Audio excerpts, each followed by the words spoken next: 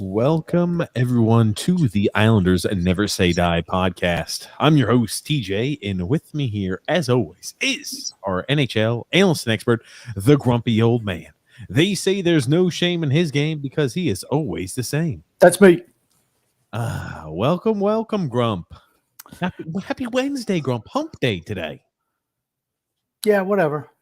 Oh, yeah, whatever. For those of you who are new to the show, welcome. This is a twice-a-week Islanders podcast that takes place every Wednesday and Saturday at 8 p.m. Eastern Standard Time. So if you're new to the show, we invite you to stick around a while. We invite you to subscribe on YouTube, to like on Facebook, and to follow on Twitter. We also have another very important call to action. We have another podcast called TJ and the Grumpy Old Man. That is an all things sports podcast, an all sports podcast that takes place every Thursday at 9 p.m. Eastern Standard Time and every Sunday at 8 p.m. Eastern Standard Time. We talk all things sports. So we talk NHL, NFL, college athletics, NBA, MLB, European soccer. We talk anything and everything sports in that podcast. Wrestling. Yes, wrestling, fan fights. We talk anything and everything athletics. So if you haven't, you listen to our show, right? If you listen to the Islanders Never Say Die podcast and you come back and you listen more than once, make sure to subscribe. Come on, just go ahead and do it. So occasionally, right, we run on Lou Lamoriello time, aka known as TJ time, where we happen to do nothing and show up late. So we do happen. That's what we were doing today. We were giving a little bit of that Lou Lamoriello time, Grump.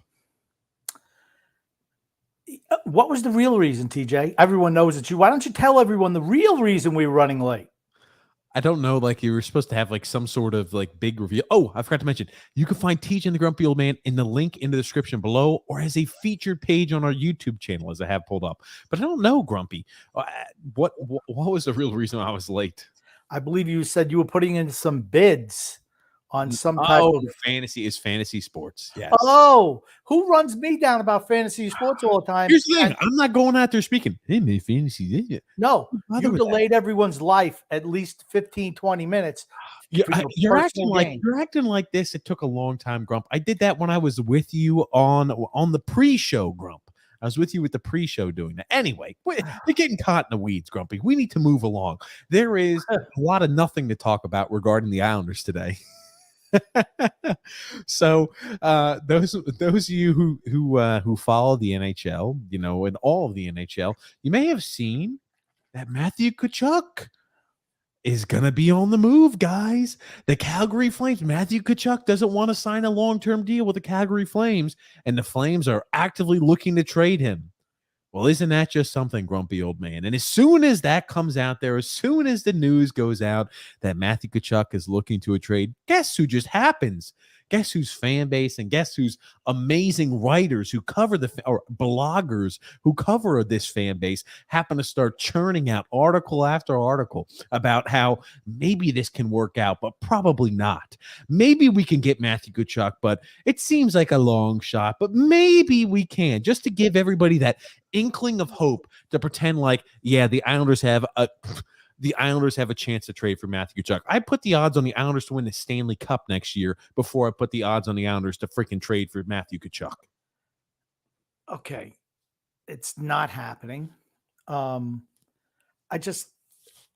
didn't want to pay up. You didn't want to pony up the cash to get a guy who only costs money in Johnny Gaudreau, right? Supposedly, who even knows, you lowballed him. So now you want to give up, multiple first-round draft picks, multiple young players for the chance to pay just as much, if not more money to Matthew Tkachuk? Is that really the direction that you think your team is going to take? Sounds like a great deal. It's not happening. It's not happening. Johnny Gaudreau was never happening. Panarin, never happening. John Tavares, never happening. Anybody that the Islanders have ever been linked to was never happening. Never. Never freaking ever. No one wants to play for the New York Islanders. I was thinking today, just before the podcast, I'm like, you know what? I am so sad. What a sad character I am, where We're talking about the Islanders. The season's over, been over forever. Hockey's over. And here we are getting excited to talk about Islander hockey when they don't do anything. But I'm not the only sad one. TJ's sad, and we have all of our sad friends who listen to us. We're New York Islanders fans. That's pretty bad. Gluttons for pain. Gluttons for pain. It's a glutton for punishment is what it is. We're gluttons for pain, not even punishment. We're gluttons for pain, Grumpy. Not just punishment, but pain. Pain. We have absolutely no shot in hell of acquiring Matthew Tkachuk. He released, apparently people who are close to him released the teams that he was interested in. You look at St. Louis as a team he's interested in. The Dallas Stars perhaps are a team he's interested in. He's maybe interested in going to Florida. So, either one of those Florida teams down there. And also perhaps interested there, the Nashville Predators. You look at every single one of those states and you go, oh, hold on a second. They either have no or low individual state income tax. Or none. Yeah. Okay. And Phil Fax put it out there first, and he's not wrong with that. Maybe it has something to do financially. He doesn't want to pay taxes out the nose. I have no idea, but the chances of us getting a guy like Matthew Tkachuk are unbelievably small. It's not even worth entertaining how we can acquire a guy like that. Don't play the mental gymnastics and tire yourself out. We are in the offseason, guys. You're going to be doing plenty of that in the regular season of how the Islanders can improve and what else can they do. There is no chance in hell we trade for Matthew Tkachuk. Absolutely none. I find it laughable when you read these articles. They're all the same. They just keep on, they can't help themselves. They keep on towing the company line. Oh, the Islanders, only have about $12 million, so they're right up against the cap. I'm going to bet we probably have one of the teams who has the most amount of cap in the whole NHL at this stage. I bet you that we're in the top 10 with most cash available in the NHL. Absolutely. I know, well, we got to sign Noah Dobson. Okay, he's restricted. He's going nowhere. And what about Romanov? He's restricted. Not going anywhere. And he's also not even available where other teams can bid on him. No one is bidding on any restricted free agents. It's not happening. In the flat cap era, it's not happening. It happens very rarely. It's not happening. They're easily matched contracts. And all you do is piss the other team off if you want to do that. Carolina, Montreal, right? All that Montreal did was piss off Carolina. That's all they did. And then they took Kotkaniemi. Well, let's talk about this, though. Tkachuk, you want to talk about a miserable week for a Calgary Flames fan? You lose, right, Johnny Gaudreau to free agency, and you made every last-ditch effort to go ahead and bring him back. And the Tkachuk camp informed Calgary late last week that they do not intend to sign a long-term deal. Calgary decided to go to arbitration to avoid a July 22nd qualifying offer deadline, and the team has been working with potential trade partners since then. So, in all honesty, it looks like he's going to be shopped. They want to move him now. They want to move him proactively. I do not see any capacity where the Islanders would be involved in a trade for Matthew Tkachuk.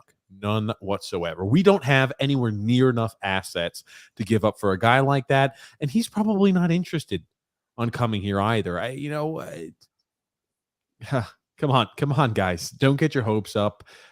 And usually we do this, right? We go through how could this work out for the Islanders? I just think this is such a far-fetched idea that people are trying to propagate out there that I'm not going to entertain it. It's so far out there. Could you imagine what it would take to move a guy like Matthew Tkachuk here? Not only the cap space you would have to sign him long-term, that's going to be a guy who's going to get a contract like a Johnny Gaudreau, if not more. And you're going to have to give up a premium, and I'm talking about a boatload of assets, multiple first-round picks, guys like Oliver Wahlstrom, guys like Atu Ratu. You're going to gut an already depleted prospect pool and give up multiple first-round picks. And that's we don't even know if you'd be interested in coming here. So, yeah. He's not coming to the island. He'll come once a year when they do their, New Jersey Rangers Islanders tour. That's the only good thing you're ever going to see about Matthew Tkachuk. He's never showing up on the island. Not happening. I mean, I'm not even, and then you just read the articles and they're all the same, right? And this is everyone. Well, Lou, he's so secretive. He's probably maybe that's why he hasn't signed anybody. He saw this coming. No, he's 80 years old and he doesn't know what he's doing anymore. He cannot keep up with the young whippersnappers who are GMs in the league. Those are just facts, ladies and gentlemen, just facts. I mean, and as soon as you just resign yourself to that, you'll be better off. I love the articles too that try to play this game of, ooh, they'll pose the question: could the Islanders create a trade to acquire Matthew Tkachuk? Why don't you read my 15 paragraph long of blithering nonsense to where I get to the point at the end and say, probably not. I do like those type of articles as well. I'm just like, why waste the time of everybody else? There's no way we're making a move for him. I'm just surprised Calgary's thinking about moving him and moving him now. They don't need to. He's a restricted free agent. He's how many, 2-3 years from being unrestricted? It's like you let it play out. You don't have to move him now. Certainly not after you lost Gaudreau this offseason. For me, you keep him, you move him at the deadline if your team falls out. I mean, you're always going to be able to get suitors for him. And here's the thing: when the salary cap starts going up, you're going to get even more suitors because they can afford to pay him more.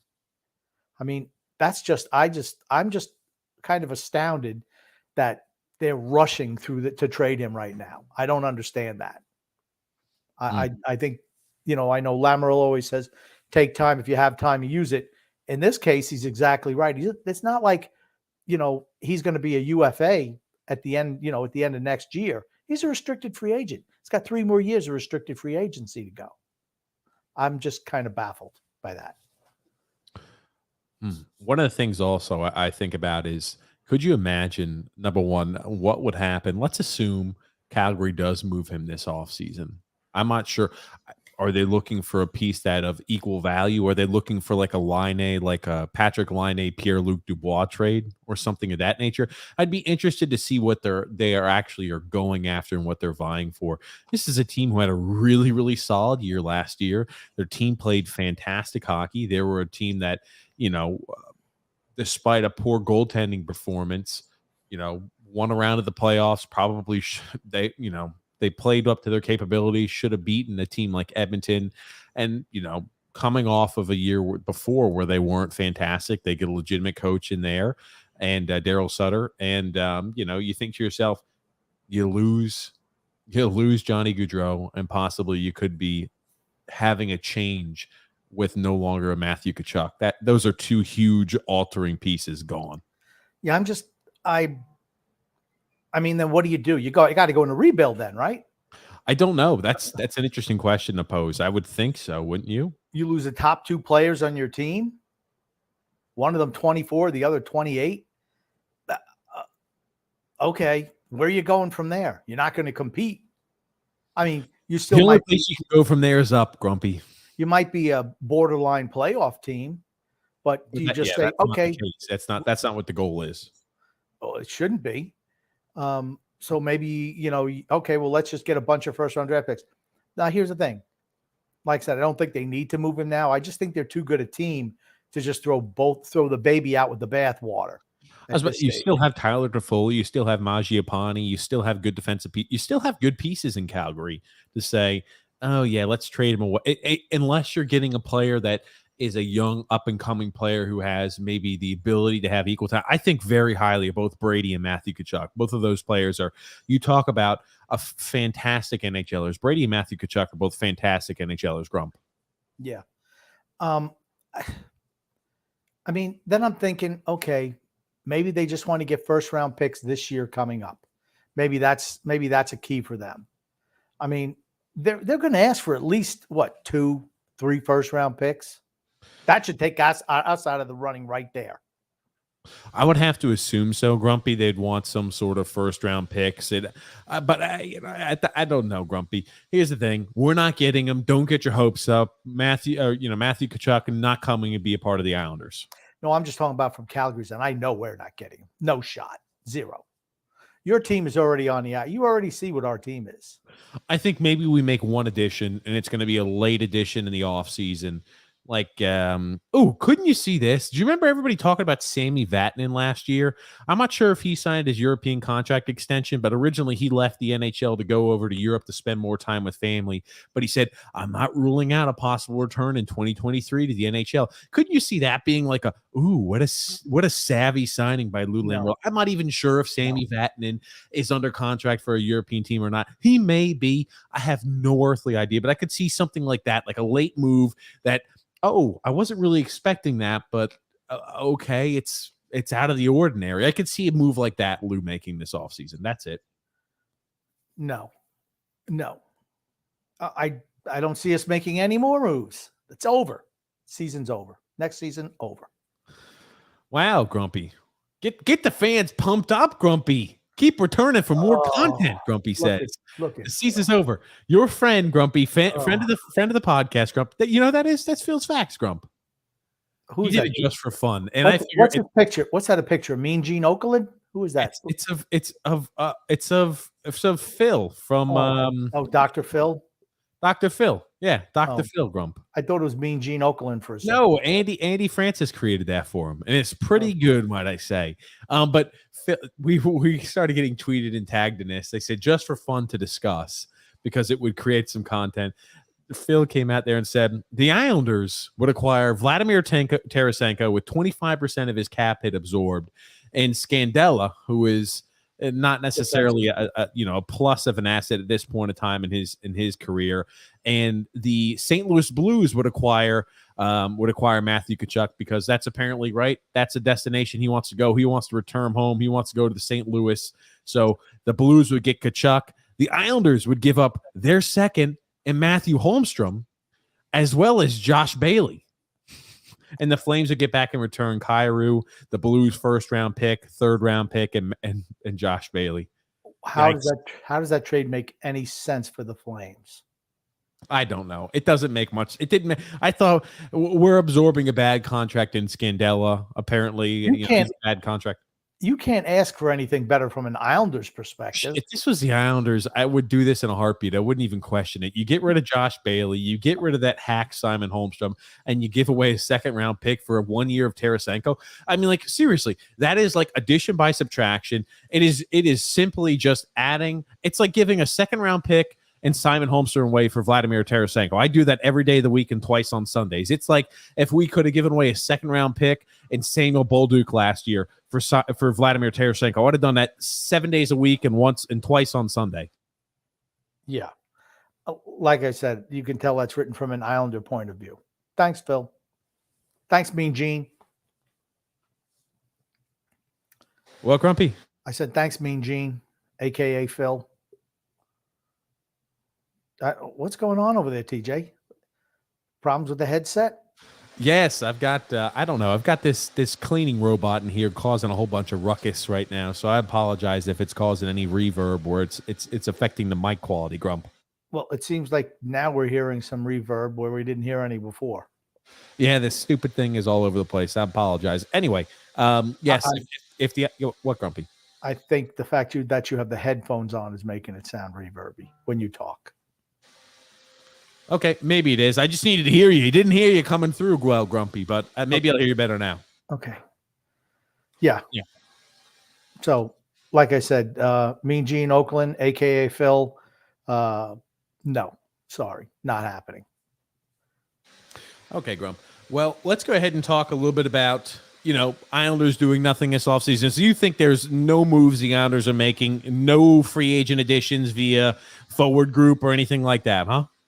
I did read some articles suggesting maybe Calvin DeHaan as a number 6 defenseman to team with Scott Mayfield, and being that he'll be hurt during the year, keep Salo up and maybe they rotate. And I could see that actually happening. I could. He's going to be on the cheap 1-year deal. Well, hopefully it would just be a 1-year deal. Maybe they would offer him 5 or 6, but he's a 1-year deal guy at this point in his career. $2 million. That's all you need. We're not going to make a move for a forward group. I will say something that concerns me, though. The longer that Kadri stays unsigned worries me. because, the Islanders never like to make an announcement until, training camp eve. And if he's out there long term, maybe something makes me think, hey, we're going to make a panic signing by going after him, because that's what it would be. Yes, no, I do, Grumpy. I'll tell you that much. It does worry me as well, because that seems like the MO of the Islanders. Wait until last minute, right? Connery's guy, he is asking for the sun and the moon, so that maybe is a reason he's still out there in a free agent market. But we are the team that always, always, always waits to announce our free agents until the last, and I mean the last moment available. And you're in a situation where this guy was one of the top free agents out there on the market, and you just think to yourself, holy crap, are we going to make a move to sign a guy like Kadri? What a mistake that would be, because it's going to be long-term, and it's going to be a whole lot of cap we're going to tie into him. He's only had 1 year. This was his career year, right? 87 points. Before that, his highest total was 62 1 year, and he only scored over 50 points, I think, 3 times his entire career. Is that somebody you want to give $7 or $8 million to? Yeah, he's just now hitting the peak of his career, Grumpy. He's only, 31 years old or 32 years old. It's about time to sign him to a 7-year contract. That sounds like that is the perfect Lou Lamoriello MO. Yeah, I agree. Yeah. I can't see it happening, though. I just don't think we're going to do anything. Just like we never do anything every offseason. Why should this year be any different? Where do you think a guy like Kadri is going then if we're not doing anything? If that, I am seriously worrying. The longer he stays a free agent, the more I think that we're trying to do something to entice him to come to the Islanders. I would say back to Colorado, because they had to have some pieces get moved before they could bring him in, and that's what I think is going to be the case. Give me a sec. I'm going to try to look up what the actual salary cap is for Colorado. Give me one sec, Grumpy, here, as you pontificate a little longer on that. I don't want to pontificate on that any longer. I just told you what was going to happen, and now all of a sudden you feel that you need to verify or validate the things that I say. They only have $4 million in cap space, so they're going to have to shed somebody. Shed more than somebody, Grump. Yeah. You're going to have to say he's going to probably get paid $8.5 million a year. Would you not argue that? He's not going to get $8.5 million a year, or even $8 million. I think he's going to have to settle for less. Okay, but they'll make it. I think they'll make the money work. They'll make it work. He's a 1 year wonder, right? He's a feisty little player. You hate to play against him. You want him on your team, but facts are facts. He, before this year, his career high was 62 points. Okay, when you look at the actual contracts they have, they're not. They're not moving a guy like Eric Johnson. I don't assume, right? They want him back for next year. The only guy I could see them moving that would help free up some cap space is JT Compher, and they're going to have to move additional pieces off from that. I really don't think a team like Colorado is going to be able to sign him back unless they start making some moves. And it's not going to be Compher. Compher only makes $3.5 million a year, which would give them 7.5. If they were to do that. And again, they still have spots and vacancies on the roster. They still have to fill 2 more roster spots. I'm not sure he goes back to Colorado. I worry a team like the Islanders has growing interest in him. They could move Girardi. How would they do that? They just trade him to somebody. He's a solid top 4 defenseman on many, many teams. They could certainly do that. Yeah, Samuel Girard. Why would they do that? He's under control for 5 more years at $5 million per, and he's 24 years old. Why would you want to trade a young defenseman like that for pennies? Because you got Byram, who's ready to step in. He didn't play at all during the playoffs, and Byron did a good job back there. He's cost effective. Maybe that's why you do it. I'm just saying there's ways to do it. Okay. Well, that's. I don't know. Girard played well, but fair enough, Grumpy. Fair enough. I just worry about the longer he's out there, the more of a possibility it seems like the Islanders could be interested in a guy like that. Yeah, I hope not. What's wrong, Grumpy? Jesus Christ. Nothing. That room is loud. Why don't you just pause it and start it when the show is over? How loud is it, Grump? I don't know. It sounds pretty loud. Jesus Christ. Hold on a second. It's almost done. It's almost out of the room, Grumpy. Give me a second. So did you happen to see the Johnny Gaudreau interview with Spittin' Chicklets? I did see a little snippet. I don't know if everyone has. I hope you have it to show to everyone. Yes, I do. Give me one sec. This is exciting, ladies and gentlemen. And I just wanted you to listen to it. I just want to know, just see if you notice anything. And if you don't, I'll tell you what I noticed when it's over. Jesus Christ, what a way to set it, Grumpy. Why don't you set it a little more? He's talking about here either whether what teams he was interested in, how his day on free agency happened, right? He was a free agent for one day. They're talking about how it transpired, how the craziness of the day transpired for Grump. But we'll let you listen in. To get a deal done with I was pretty much I think I was trying to get a deal done with the Devils, and then most of the day I hadn't heard from Columbus, and then all of a sudden they called at like 4, and I told my agents, like, I want to go here, like, just try to get this done, like, this is the spot I want to be right here.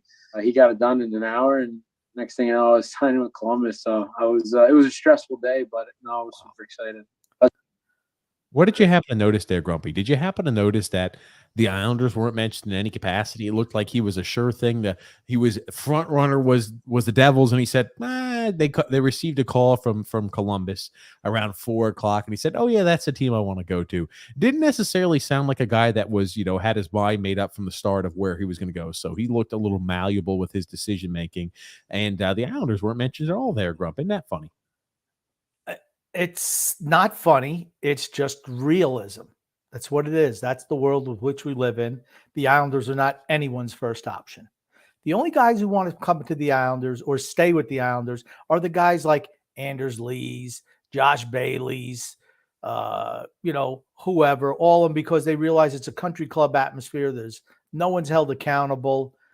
You get big long-term extensions when you're in your mid-30s. It's like a retirement home. I often say, European soccer players, when they're not good anymore, they come over to the United States and get the gold watch by playing the United States when their careers are over. That's half the Islanders roster, to be honest with you. We're all on the gold watch plan. Ridiculous long-term deals for declining players. So I did just want to go ahead and share it. Sorry that Roomba was loud, or that Rabarok was loud, Grumpy. And for the listeners, I really don't care too much about Grumpy. I more care about the listeners. I apologize to the listeners. That's who I apologize to. He doesn't really care about any of us. Don't let him fool you. Oh, there it is. There it is. So yes, not the, Johnny Gaudreau. We weren't even in the top 2. What a shock. Islanders were not a serious player for him. Not a shock there either. Told you not to get your hopes up for that one. Telling you not to get your hopes up. Don't get your hopes up for Vladimir Tarasenko or a Matthew Tkachuk. Neither of those items are coming to the Islanders. Not a one. No. If we don't, here's the thing. The only players we get to stay here are the ones we draft. And since we don't have any first-round draft picks, I figure maybe we'll be disbanding the franchise in a few years. Who knows? Is that what you think, huh? Or maybe we'll go back to the Jonathan Sim, Marius Tchaikovsky days. Not going to be that bad. No, but it's yikes. Not a great one. Not a great off season. We're just, to me, if this is your plan, I don't even know if he has a plan. He being Lamoriello. It's like we don't do anything ever.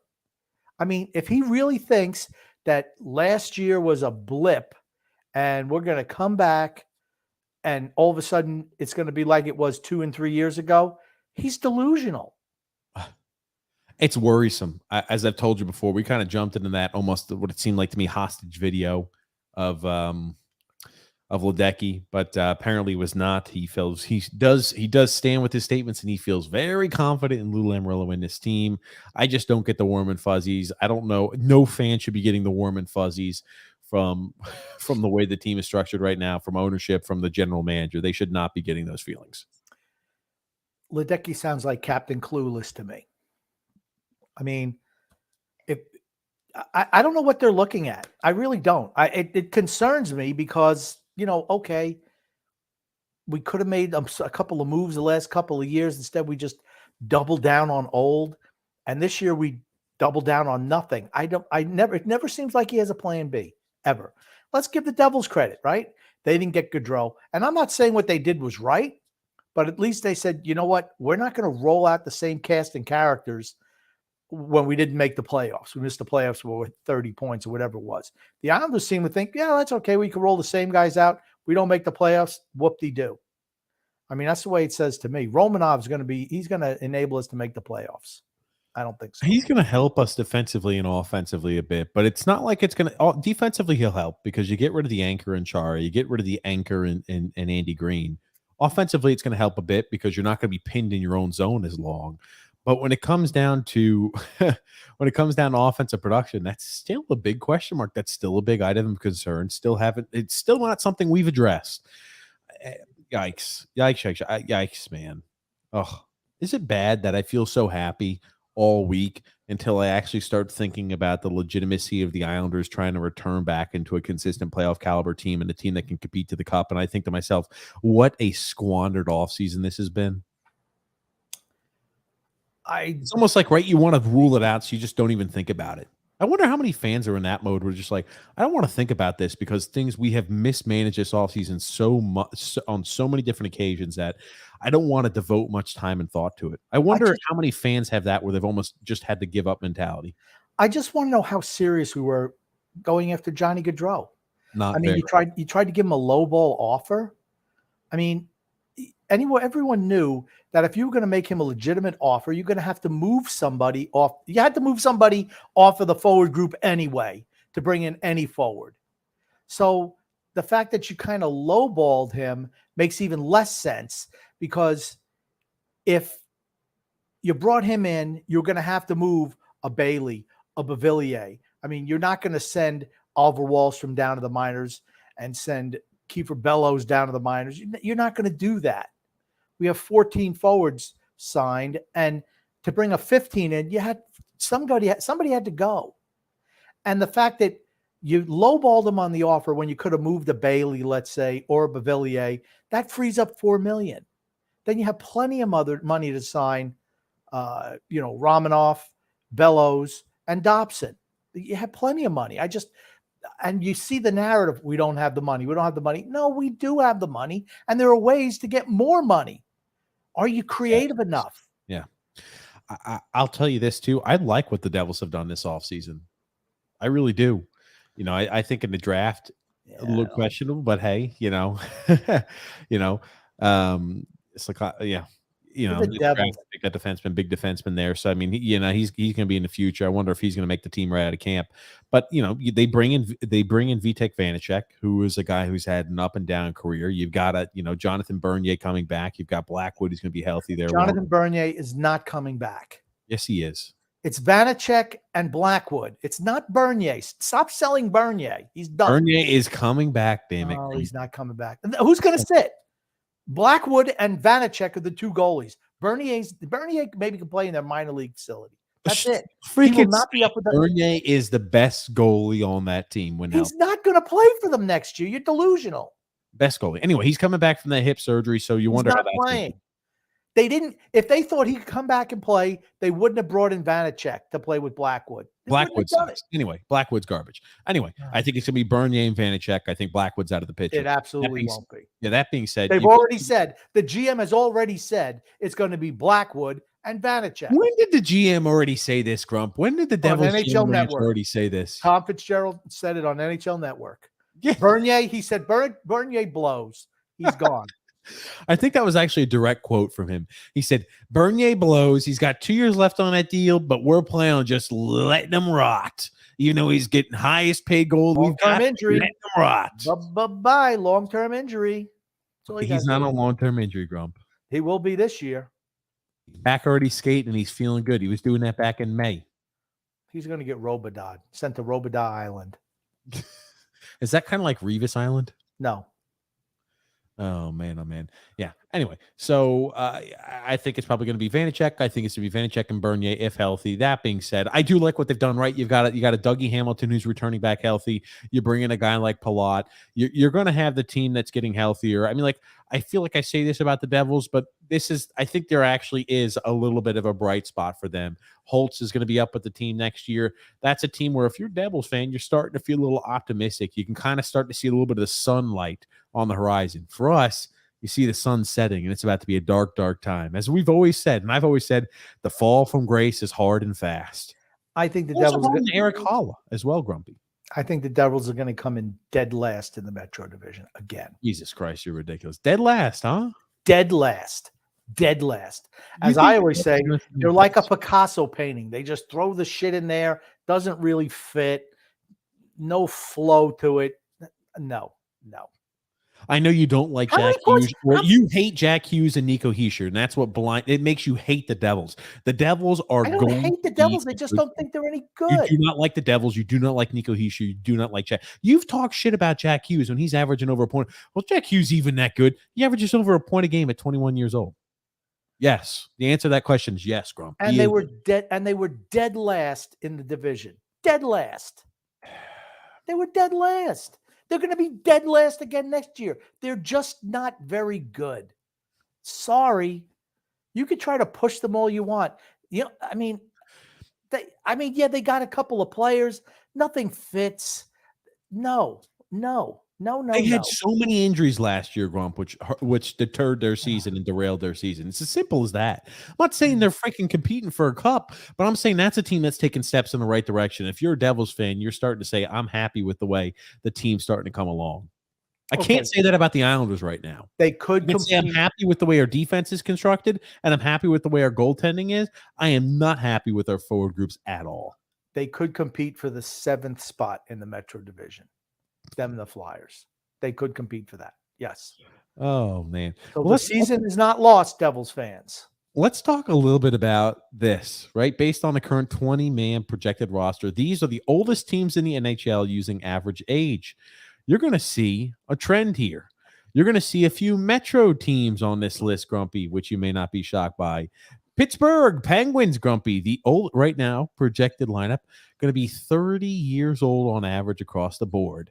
We talk about the Penguins, right? Oh, man. The Metro, you're going to see the changing of the guard. The Penguins are getting up there in age, as well as the Washington Capitals. And you'll see the Islanders back up here as well at 5th, right? Hey, we're 5th oldest team in the NHL. We haven't added any old vets to the team just quite yet. Maybe we'll make a few of those signings before all is said and done and get to ourselves at number 3. I think that's pretty. I mean, here's the thing. Our defense is fairly young right now. It's our defense is very young. Our defense is, I think our defense is in very good shape. Our defense is young, which is very promising. We've got a lot of those guys that hopefully will be locked up long term. If we don't make any moves in the offseason, please sign Noah Dobson long term. Overpay him now to where it's more of a benefit later on. And again, with a guy like Romanoff, also make sure he's not a guy we have to worry about losing 4 years down the road. You know, he's going to get signed to contract now. I wonder how long after this bridge he'll sign after. I'm very happy and satisfied with the defensive goaltending. It's the forward group, man. Yeah, and it's an older forward group who don't produce. That's the problem with the Islanders. Until you rectify that situation, just us scratching out for the 8th seed in the playoffs so we get beat in the first round by a good team, that's all you can hope for. Maybe you catch lightning in a bottle, beat a Metro team once in a while. That's it. Not contending for a cup. Not even close. Sorry. The forward should have been proactive. The forward group leaves so much to be desired. We should have been proactive and started moving guys off. Don't sign every single guy that comes into this organization through a trade to a long-term deal. What about 1 or 2 year deals? What about 2-year deals? You don't got to give everybody 4 or 5 year deal. Why? They don't like it. They can move on. So what? Okay. They're in their 30s. They're not getting any better. Frustrating. Just frustrating. Okay. That's where you want to take that. You always manage to bring it back to that, but you know, because it doesn't change. It doesn't change. I wasn't talking about that. I was talking about the age of the team, about needing to address again the forward group. I'm also wanted to bring up, we've got a lot of teams in our division that are also ancient. I wonder when it's going to be when Pittsburgh and Washington start taking that step down. That's what I wonder. Right, TJ Oshie, right? He's a guy. He still put up good point production last year, decent point production. He's 35 years old now. Here's the difference between Washington, Pittsburgh, and us. The older players are the guys who produce the most on Pittsburgh and Washington. Our older guys produce the least, but they're on long-term deals. Yes, Malcolm, here's the thing. I wouldn't assign Malcolm to that deal, okay? Crosby, Malkin, Letang. Malcolm was only a 2-year, $6.5 million a year deal? No, Malkin got 4 years. Did he? Yeah. I'm sorry, And continue with your point. Letang got 6. I mean, but you look at Crosby's 34, Malkin's They got a 35. four-year, $6.1 million a year deal. Yeah, I thought that was excessive for him. I mean, if he wanted to go to free agency, go ahead. You're 35 years old, oft injured, and yes, when he's healthy, he's a good player, but he's nowhere near the player he was 3 years ago. He just isn't. So, it would be like us signing. That's a move we would do, right? But here's the thing. What's the difference? Malkin has helped them win a couple of Stanley Cups. I mean, that's the difference. No one here who we're re-signing has ever won a cup. Not a one. I mean, so you look at their age, it's a little bit deceiving, right? Crosby, Malkin, Letang, they just got Jeff Petrie. All those guys bumped their age up, but they can all still play. That's the difference. And Washington, you got Ovechkin. What's Ovechkin going to be, 41 next year? No, he's not 41, is he? Is he 40? I mean, he's got to be. He's in his 30. 37? Hold on a second. He's 36. Jesus, 41. I was like, what? That would be making Char right around the same exact age as Ovechkin. If he was 41, be 3. Come on, Grump. Okay, but just take a look, right? Just take a look. Nick Backstrom coming off a hip surgery. I don't anticipate him to be at the same clip and the same ability. I don't think he's coming back. I just don't. Okay, yeah, my mistake. Okay, but Ovechkin's going to be 37, and he's got 4 more years on his deal, so he'll wind up being 41. That's where I got the. I'm not worried about Ovechkin's production. I'm not worried about productions of guys like Crosby. I'm just saying for guys like TJ Oshie, who was, in his prime, an all-star caliber player, not a Hall of Fame. Hall of Fame caliber players age more gracefully than any other player in the league. And then you look guys who are all-stars age better than guys who are just ham and eggers or average NHLers. So, I mean, you're at a time period now. TJ Oshie's 35 years old. Does he continue to fall off? They've got guys tied up long term that are going to continue to fall off, and I'm just wondering when that will start affecting their team's production. Right, and you also look at defensively, Carlson's 32, Orlov's 30. I mean, so that increases their age, but those guys still compete at a high level.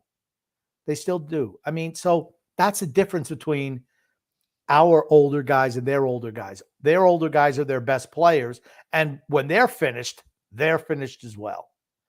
The thing is, we have a lot of money invested in older players who don't produce, and that's like the double whammy. All those teams, they all had over 100 points last year. We didn't. Missed the playoffs by 16 points. And it wasn't even close. You could tell early on we weren't making the playoffs.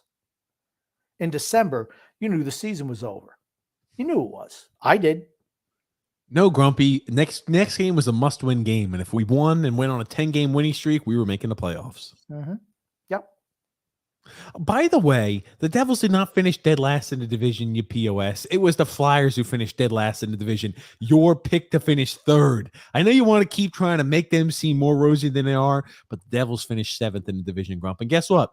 I think the Devils might be able to finish 6th or 5th in the division this year. 6th or 5th? Yes, okay. That's correct. Okay. So where are we finishing? If they finish 5th, where are we finishing? The Devils will not be ahead of us in the standings. They will not. If they finish 6th, that still gives us the ability to finish 5th. And they're not going to finish. Even if we finish 4th, that doesn't guarantee us the freaking playoff spot. Columbus is better than the Devils. That's correct. Okay. The only team that they could possibly be out is Philadelphia. But here's the thing. Tortorella is going to get the most out of Philadelphia next year. I'm not saying Philadelphia is great. Tortorella, I hate him as a coach. I hate the Flyers, and that team is so poorly constructed. He's going to have to be a miracle worker to try to get them out of last place. He's going to bring structure. I mean, how many points were the Flyers worse than the Devils? 4? 2. Oh, wow. Yeah, they won't be able to make that up. The Devils, just like the Flyers, both of those teams at the bottom of our division were unbelievably injured all year long. The Islanders, knocking on wood, knock, knock, knock, knock, knock, have been very healthy the last few years. I like to play the doomsday scenario. Could you imagine if the Islanders had an injury or two to top, legitimate forwards on this team, how anemic our offense would be? Could you imagine if a guy like Brock Nelson goes out and a winger, a productive winger goes out like that? I just worry, Grump. We have been very fortunate. We don't have any productive wingers. Who's our productive wingers? There's one guy in the whole team. If you lose him, the season's over. One guy. Everybody else is replaceable. Everyone else on this roster offensively is replaceable. Everyone except for Matt Barzal. The only one that's irreplaceable is Matt Barzal. Everybody else, you could just throw them in the dumpster and just pull somebody else off the scrap heap and throw them into the lineup. Every single one. And I'm including Oliver Wahlstrom. He hasn't shown he's going to take a huge step forward. Best case scenario, as we've said before, is all the young guys, all the youth, all the players that were possibly dejected by Barry Trotz and didn't like the whip as opposed to the carrot. Those players take a huge step forward. That is the best case scenario for the Islanders, Grump. Yes, 100% agree. Enjoying that grape drink today, Grumpy? Yeah, man. I can't tell you. I had something a little salty for dinner today. You've been drinking a lot early on, Grump. And you know what? I don't have enough drink. I'm like, okay, I've already been.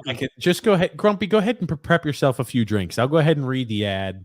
Go prep yourself a few drinks and come back over here. Read the ad. I'll be back. We do have an ad before we get into, because hey, we're quiet right now in the off season. Haven't made any moves. We're not going to go down a rabbit hole pretending that a guy like Vladimir Tarasenko is going to get traded to us, pretending like a guy like Matthew Tkachuk is going to be traded to us until there's actually some sort of solid evidence that would lead us to that conclusion. No point of getting your hopes up as a fan and getting our hopes up as well. But we do have an ad today to read from DraftKings before we jump into the comments. The action never ends at DraftKings Sportsbook, especially this summer, with tons of ways to bet on all of your favorite sports. You can fuel your fandom and feel the heat of the season like never before. Plus, right now, DraftKings Sportsbook is giving new customers a risk-free bet of up to $1,000. That's right. Make your first bet up to $1,000. And if you don't win, you'll get another shot to cash in. You can throw down on, any major action from baseball, golf, MMA, and more. Plus, with same game parlays, spreads, money lines, over-unders, and props, your betting feels endless. And then best of all, DraftKings is safe, secure, and reliable, and you can deposit and withdraw your cash whenever you want. Download the DraftKings Sportsbook app now and use the promo code THPN and make your first deposit and get a risk-free bet of up to $1,000.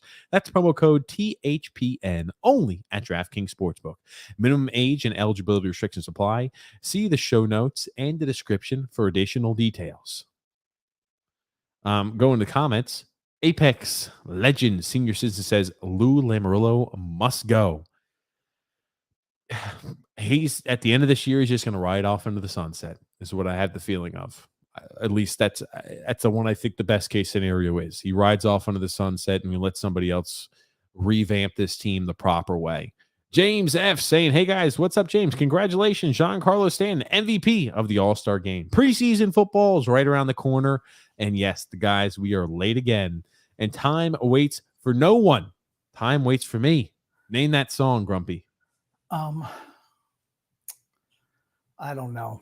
I don't know. I'm not even thinking about music right now. I just sang it. Time waits for no one, and time waits for me. I don't know. I don't know. I don't know. And here's the thing. I do know. Correct. Time waits for no one, and it won't wait for me. I got it. I'm saying you're supposed to be the guy who's up with this. I know. I'm not in a musical mood right now. Man. And I do. If you put what it in, I'm going to. Oh yeah, that's right. It's right. Yeah. Oh man, Joseph C said Phil had. I was thinking Rolling Stones, and I know it's not the song, but I can't get it out of my head now. So Phil had the Islanders finishing second in the Metro. I was flabbergasted. Yeah, Phil, what a loser. Phil's facts. Phil, that's a dull name if you think about Phil. Oh my gosh. Good gracious. We Good love gracious. Phil Love. He's good. John Smith said 8:30. Kind of the same feeling waiting on Lou Lamoriello to make a move. Actually, we like to come on the show after Lou goes to bed. So this way, he doesn't call in and get angry with us. Oh, good gracious, Grumpy. Hold on a second. Drew sent us a few of these memes. Give me a second. I'm gonna try to get it. Hold on a second. I know you can see it. I thought that's a layup. I thought that's a layup. When Jesus Christ, I love that. And TJ, when Grumpy, after Grump talks about Jack Hughes, that's right. Jack Hughes is a damn good player. You'll see, Grumpy. He'll grow on I you. didn't say he was a good player. I I just said the Devils are not a good team. They're taking steps in the right direction. They go backwards every year. I feel like we're taking a step backwards. The Devils are taking steps in the right direction. But here's the thing. When you're all the way at the bottom of the heap, it's easy to take steps forward, Grump. We're in the middle of the pack, and I feel like we took a step back. All right. I don't know what this next comment means. Matthew W. says, let's go Red Wings, Grump. Do you not? The Red Wings, Grump. Let's go Red Wings. There you go. Wait, TJ thinks that he's a member of the Red Wings podcast. Here's the thing. It's easy to see the teams that are going to be good in a year or 2 years' time. I said this year, and I stick by it, the Red Wings, I said 1 to 2 years, and this was last year I made this statement, the Red Wings will be a consistent playoff caliber team. Perhaps they don't make the playoffs this year. Next year, sure damn thing. No doubt in my mind. You want to talk about a strong goaltending? Nedeljkovic, Grump. Nedeljkovic. And who did they acquire via trade? Man, I'm blanking on it right now. Husso, the kid from St. Louis. Husso. Exactly. Ville Husso. You've got 2 now strong goalies you can play 1A, 1B with. They addressed, again, offensive pop to the party and a guy like Perron. They're going to be a strong offensive team. New coach. New defensive pairings. That is going to be a team that will start to be more of a contender. If they don't make the playoffs this year, they're making it next year. Freaking book it, Grumpy. Book it today. Okay. And maybe they could bring the one-hip goaltender Bernier back for another repeat performance. Don't be playing like that, Grumpy. Bernier's out of the league. He's not out of the league. Max B said, John, except the podcast will actually happen. Talking about, the offseason moves. That's right, Max. That's right. I like that. Drew L said, why all of a sudden am I hearing rumors of Barzal for Tkachuk? Yeah. Why is the average fan on this team have negative IQ points? Exactly. Don't listen to it. When you see some crazy nonsense like that thrown out online, just keep scrolling. Just say, not even bothering. Why would you? The only reason you would bring in a Matt Tkachuk would be to play with Matt Barzal. You certainly wouldn't move him. Maybe Phil should have put another scenario out there where we move Anders Lee as well. Phil, I need you to get on it. How can we get rid of the Anders Lee's contract? That's what I need. I talk to him like he's a piece of shit dust and chase him out. No, you're going to ride the bench. We're going to send you down to Bridgeport. We'll pay your salary. All the way in the back of the charter bus, and he's going to have to ride in between the 2 biggest guys. He's going to have to ride in the bitch seat right in the middle. Right, Grumpy? That's how you're going to move him. Yeah. Say, we're moving on. Riding in the middle seat. Tampa Bay had no problem doing it. Other teams have no problem moving guys with no trade clauses and no move clauses. They just tell them we don't want you here anymore. You're on the way out. George B says, can we change never say die or never say die to the never say sign or the never say trade? Oh, wow. There's some unhappiness in the Islander country tonight. John Smith said Twitter general managers are out of their mind. You're seeing a whole bunch of those. You're seeing a whole bunch of the articles of Twitter GMs that are just berserk. I saw one trade and I laughed. I should have freaking retweeted it or favored it. It was something where we had acquired Matthew Tkachuk. We gave up a first round. In this scenario, we get Matthew Tkachuk. Woo! We gave up a first round this year, a first round next year, Atu Ratu, Oliver Wahlstrom, and I think Noah Dobson. It was something ridiculous like that. I'm like, what? My brain doesn't compute how this works. Okay, if that was offered to Calgary, he's already on the plane. Yeah, you're gone. They'd say, thank you so very much. Where do you need us to get temporary housing for him when he flies in? No, sorry. Not happening. Give me a sec. I got. I mean, think about that. Just think about that for a second. That's a steal for Calgary, I think. 2 first-round draft picks on a team that's not making the playoffs. You're moving Wahlstrom, who else? Ratu, and Dobson. There's That would- something ridiculous like that. The Twitter general managers are unbelievably dumb. And then they're always just like, oh, man, we could acquire Tkachuk. We can do it. Now, this, right? It looks like Islander fans feel the same way as us, Grumpy. Nothing will scream Islanders more than Lou dealing away 25-year-old Anthony Beauvillier, then signing 32-year-old 50-point Nazem Kadri to a 7-year deal. Right? But is that something that we would do? Andy Graziano, I agree. I agree, my friend. Isn't that something we would do? Doesn't it have Lamorilla written all over it? It would have helped if I actually had the tweet up on it. But yes, that does scream Lamorilla, and that's why I worry. The longer Nazem Kadri is an unrestricted free agent, the more I worry that we might actually try to bring him back or try to bring him to the Islanders. You know, the more this offseason, more than any other, I say to myself, it's time for Lamorilla to go. I mean, all right, you're getting to the Eastern Conference Finals. You know my feelings on that team. We weren't good enough to win a Stanley Cup. But Trotz got the absolute maximum out of that group of players, which was never going to be good enough to win a cup. You don't make the improvements. I could see you sticking with it for the first couple of years. But last offseason, you had to know that you had to do something. If unless you're going to just lose in the Eastern Conference Finals, best case scenario again. And, the answer is Parise and Chara, right? And then this year, again, you don't even make the playoffs. Now you've kind of settled after 82 games, and we've talked about it for the last couple of years. You can't play that style for 82 games with an older team. Can't do it. Team wears out. And you saw it right in front of your eyes this year. What we've been saying for 3 years now, you saw it. And then we do nothing in the offseason to rectify it. And it's all on the GM now. I cannot blame the coach anymore. All on the GM. Okay. Let's look at this trade. Now this is a funny one, Grump. Well, Rich A says that was suggesting out of Barzal, it was a fair trade for Tkachuk. Now, Barzal for Tkachuk trade, I'm not sure that Calgary would say yes to that. Barzal has a lot of raw, but Tkachuk is a hell of an NHLer. He does everything right. He's a guy who has the point production, plays hard. His game as well, that physical play really translates over into the playoffs as well. Tkachuk I'm not sure Calgary takes a Tkachuk for Barzal deal 1-for-1. Not saying either party would entertain that. I just want to make sure that I'm reading this right. Yes, you are reading this correct. This is, I'm telling you, and I'm not showing the name because I don't want this person to get blasted with a whole bunch of stuff. But these are the type of items that I am seeing on social media. 10 likes. He's got some likes over here. The Islanders would acquire Kylington from the Flames, younger defenseman, 25-year-old defenseman. Which we don't need. Well, okay. I guess looking at this, I guess he'd be your Mayfield replacement. I'm assuming. That's correct. Okay. We would give up Beauvillier, Atumatu, our 2023 first and second round picks, Bellows and Wallstrom for Kylington and Tarasenko. Sounds about good.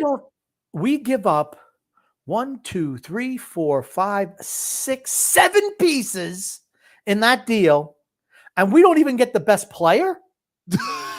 I just want to, and you get a guy who's going to be an unrestricted free agent, 31 years old in a year. And Kylington's had 1 year of performance in his entire career. A 1-year performer and a guy who's now going to be entering his 30 years old on a 1-year contract. So you're seeing a lot of these dumb type of suggestions on social media. You know what I suggest you do? Scroll right on by. Do not waste your mental anguish. You don't need to flame the guy. Just keep scrolling. Can you put that back up, please? Do you really want it up there again, Grumpy? Yeah, I do. Let's not flame him. I just said let's not flame the guy. I'm not going to mention the person's name. I don't even know who it is. I don't even have Twitter. If you just put it and make sure you show his name too. Okay. I'm not showing his name. Okay. Makes too much sense. I don't know who this is, but it makes too much sense. He's an Islander fan. Who makes out on this deal? This guy's a St. Louis fan. I'm telling you right now. He's an Islander fan, Grumpy. He's a moron. Sorry. Tkachuk, Wallstrom, Mayfield, and a second-round pick, and St. Louis has to give up Bortuzzo and Tarasenko. Expiring contract Tarasenko, who they're not going to bring back, and Bortuzzo for a 2023 second-round pick, Oliver Wallstrom, Tkachuk, and Mayfield. I like how he misspelled Mayfield as well. Oliver Wallstrom is a Tarasenko replacement. You get the best player in the deal, and you have probably of the best defensive defenseman in that deal. No, makes too much sense for St. Louis. Again, what are you dealing with? I mean, That's what I'm saying. So when you're seeing these armchair general managers, just you know what? Just keep scrolling. Just keep scrolling. I guess there's a reason why I'm not on Twitter. You can't, honestly, there's so many people who throw stuff like that out there. You just can't even waste your mental capacity to argue them. Just keep scrolling. Just keep scrolling. Rich, I'm sorry here. Emmanuel R says, good evening, gents. There are too many forwards signed. And Lou mentioned he was looking to make a trade. Why not wait until September before shitting on him? Because he didn't sign Jean-Gabriel Johnny Gaudreau. Because we got a whole bunch of shows to do before September. No, it's not that. Listen, I think the honest answer is this. Every time you've listened to a trade that needs to be made, he always talks about in an ideal world. He didn't say on draft night, in an ideal world, we bring in defenseman A, defenseman B, and a forward. He said in an ideal world, we bring in defenseman who's a defensive defenseman and an offensive defenseman. In an ideal world, that's what we do at the draft. That's the main objective. Bring in 2 defensemen. I think if we make a trade, it's for another defenseman before we make a trade for a forward. Wait, say that again? I think if we make another trade this offseason, it's not for a forward, but it's going to be for another defenseman. We're not making a trade for a defenseman. We're not making a trade for a defenseman. Okay. For a bottom pairing defenseman, you could sign one. They're bottom pairing defensemen. Calvin DeHaan is out there. No one wants Calvin DeHaan. Tell me he's not and honestly, Eyes on Isles is the first place I saw this. Let me give him credit.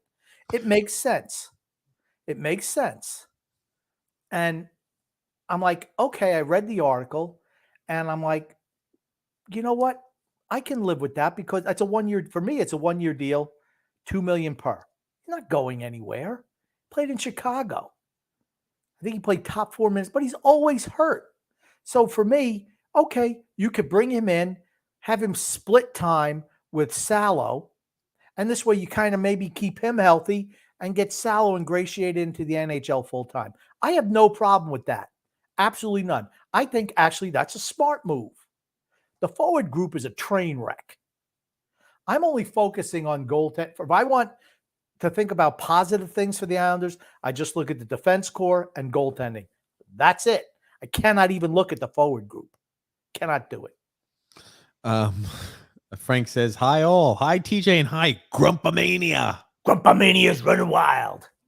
Ponyberg Curtis says, Tkachuk or bust. Kadri or bust. No, please not Kadri.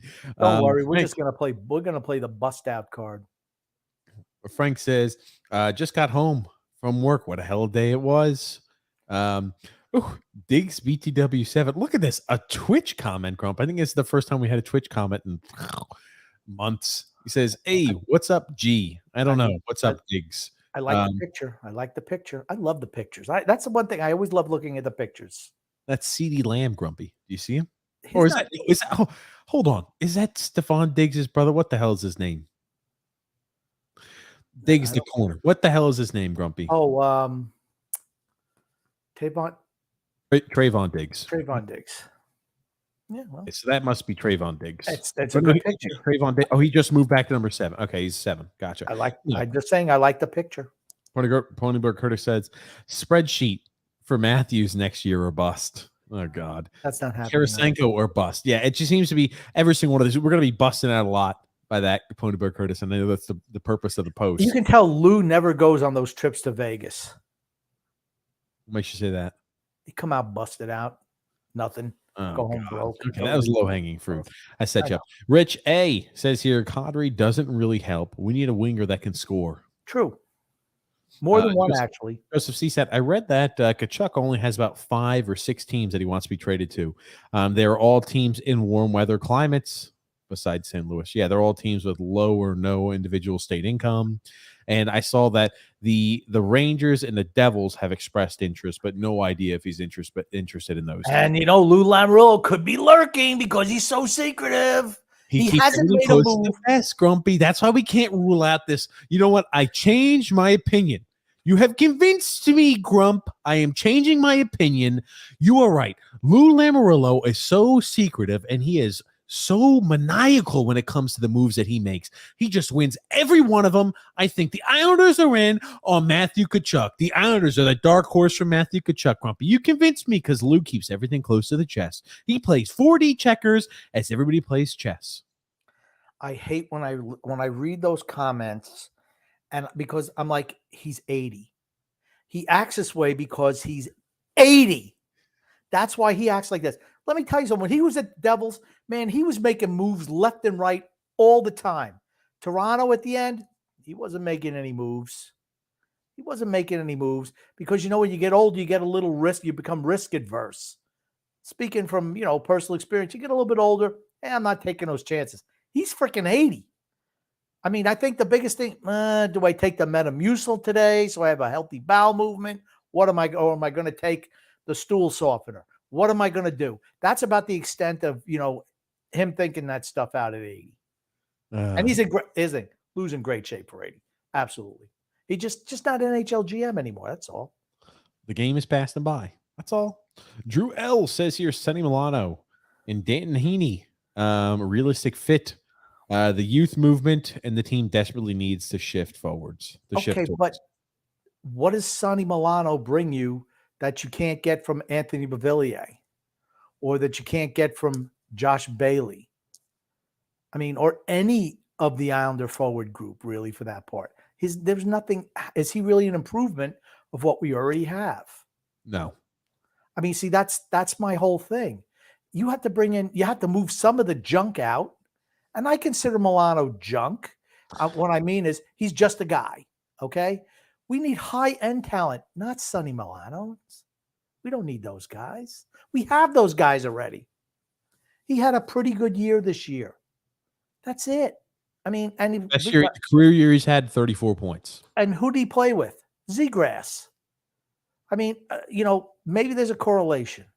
I'm not sure what line he played on. Anyway, Ponyboy Curtis said, boys, the next game is a must win. That's right, Ponyboy. You got it. Doesn't mean that Lou will transition towards more youth. Brian J says, Matty Tkachuk to the Islanders. Lou's got this. LOL. James F said, guys, I was on a Raiders podcast and this guest was talking about how the Islanders are going to make the playoffs. So I went on the show and went off on him. Told him to listen to TJ and the Grumpy Old Man. Thank you, James. You know where it is. But I'm more confused. On a Raiders podcast, they were talking New York Islanders. That's an odd one. Maybe they started talking about teams that could improve who didn't make the playoffs last year with the age because San Jose was right in there. So, and the Islanders are in that group of teams. Raiders. So how do you go from a football podcast right as training camp's going to start coming around? You go from this is when you should be gearing up football wise, and they're talking maybe NHL teams. Islanders. Maybe they're talking about Bay Area sports. I don't know. I don't know. I'm just trying to make excuses for the guy. I don't know. Frank says here, I'm afraid to get my hopes up for Tkachuk. Do not get your hopes up. By the way, who's better, Tkachuk or Gaudreau? I like Tkachuk. I like Tkachuk better. He's 24. I like him more of an all-around guy. If I'm going, I need somebody to put up points. I need somebody who's going to be more skilled offensively. Maybe I'm going Gaudreau, though. Now, here's the thing. Gaudreau is going to last longer at a high level than Tkachuk. Now, Tkachuk is 24. Gaudreau's 28, going to be 29 in season. So he's 5 years older. But what I'm saying is when Tkachuk is 34, he's not going to be anything like Gaudreau is as a player. Scott Ellis saying, hey, guys, what's up, Scott? Ponyboy Curtis says, what would a proper trade for Tkachuk look like? Well, not anybody on this team. We don't have anything that anyone wants. Every single trade scenario, everyone. Wallstrom, Beauvillier, Ratu, first-round picks. None of the junk that's the problem with the team is ever included in the deal. Ever. Never freaking ever. Because no one wants them. But we have to sign them to long-term deals. I sent you a few articles, and it's funny how you're looking, even mainstream sites now are preaching the grumpy old man line. It took them a couple of years to get there, but they're right on board right now. Everything. Lou Lamoriello, these deals that he signed, that's the problem. I'm like, no kidding. I was telling you from day one. I've been saying it for 2 years. Now they're all jumping on the grumpy old man bandwagon. They're a little bit late to the party, but that's okay. You come on. Welcome to what's going on. James F also said, I also told the fan he lives in Pittsburgh. He is an Islander fan. I'm listening to TJ and the Grumpy Old Man. Thank you, James. That's what I'm talking about. Drew L said Gaudreau is almost like twice the player Tkachuk is. I don't know about that one. Two totally different players, though. Brian P says here, also, we can call the team the Islanders never draft first rounders or the Islanders never sign free agents. There's a lot of nevers there. True. Brett Never W going to win a Stanley Cup in my lifetime. Will the Islanders take Bailey Varlamov in an IOU for a guy like Johnny Gaudreau? No. They could have moved Varlamov this offseason. Absolutely they could have. Chose not to. That's what I mean. It's like you haven't made a move to improve your team. You could have moved to Varlamov. Then you could have offered Gaudreau more money. At least, even if he wasn't going to come, at least you could say, hey, we really offered him a lot of money to go there. And he turned it down. Then it's a point of Columbus or the Islanders making, maybe $1.75 million a year more. Pony Curtis Grumpy says here, Pulak, Bavillier, next year's first-round pick, and Bailey retaining half his salary for Tkachuk. What do you think? That's not enough for them. Yeah, first of all, why would the Flames want Bailey? His salary is only $3 million. They don't have enough. Yeah, I was about to say, that's not. I don't think that works for them. They're looking for. They don't want to move a guy who's a top tier guy like Tkachuk and say, okay, the best player we got is a guy who has a 100-mile-an-hour slap shot and couldn't hit water if he fell out of a boat. I think they're, for me, I think they're overreacting to him saying he doesn't want to sign long term. That's fine. You're going to be here at least. You're going to be another 3 years, and we can move you at any time. And then you work on it. You don't want to put yourself, oh, well, we're going to move him within a week. A lot of things can happen in 3 years to change a guy's opinion.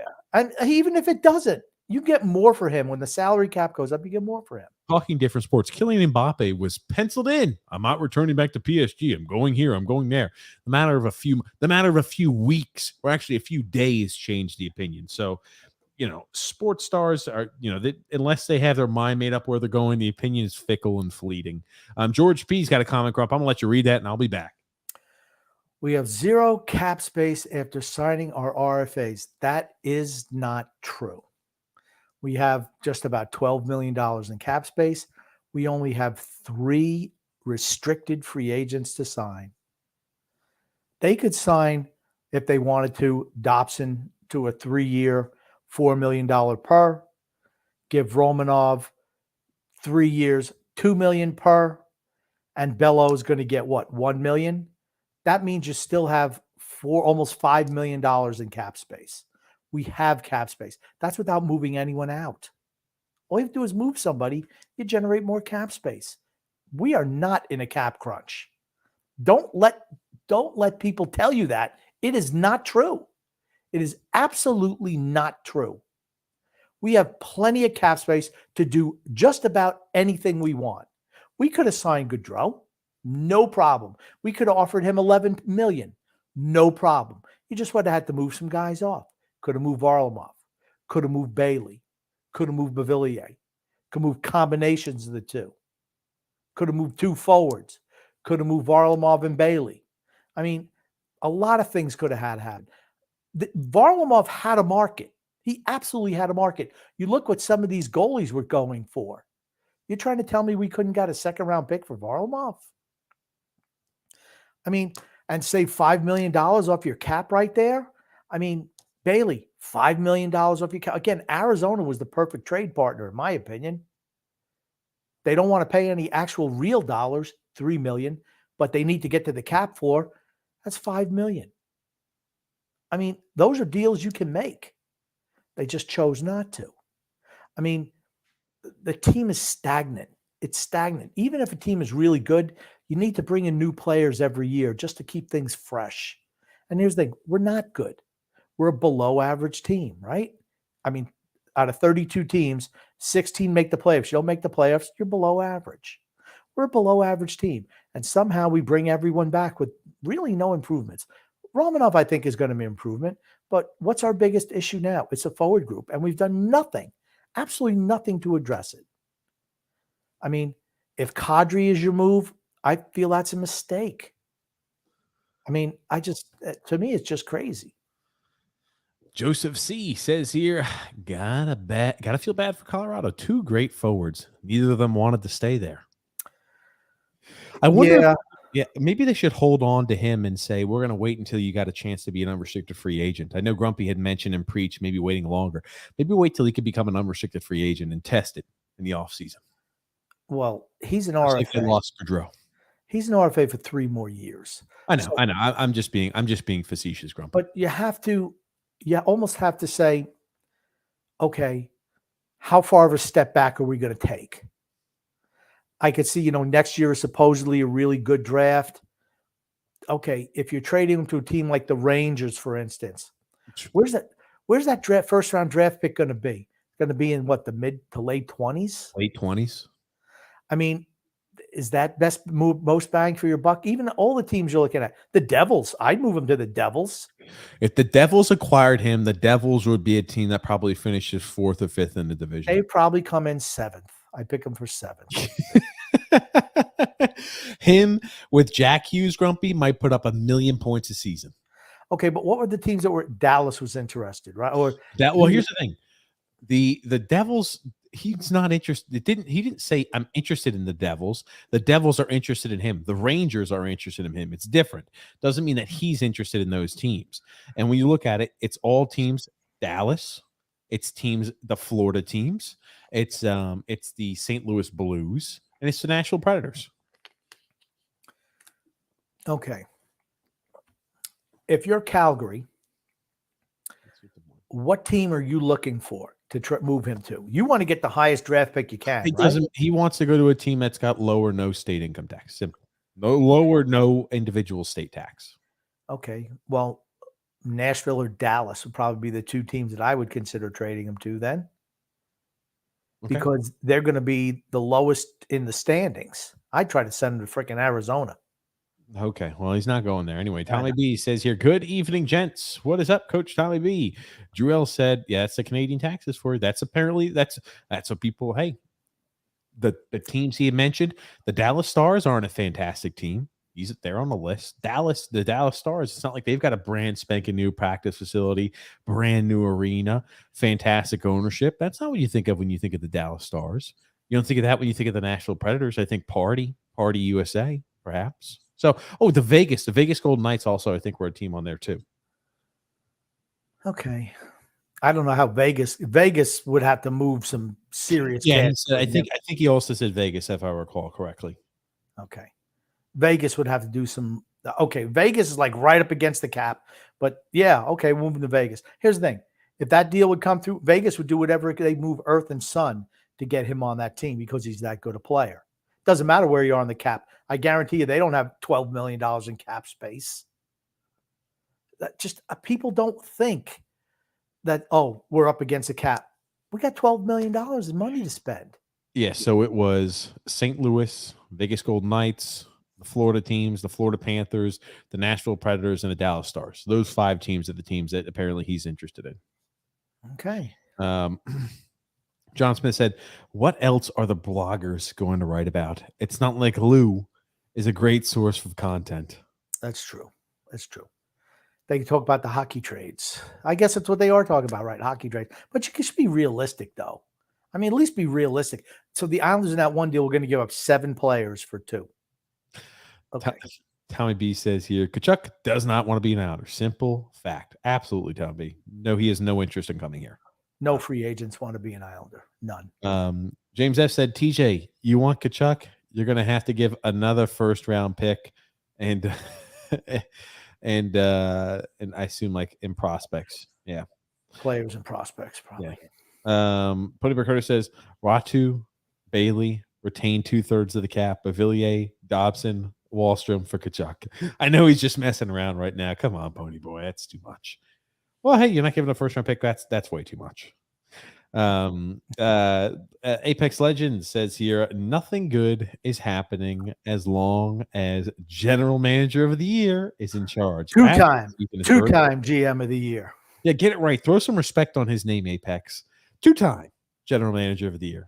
Don't belittle his accomplishments because it means so much to be general manager of the year. That should keep your job safe for, I don't know, 10 years perhaps if you want it.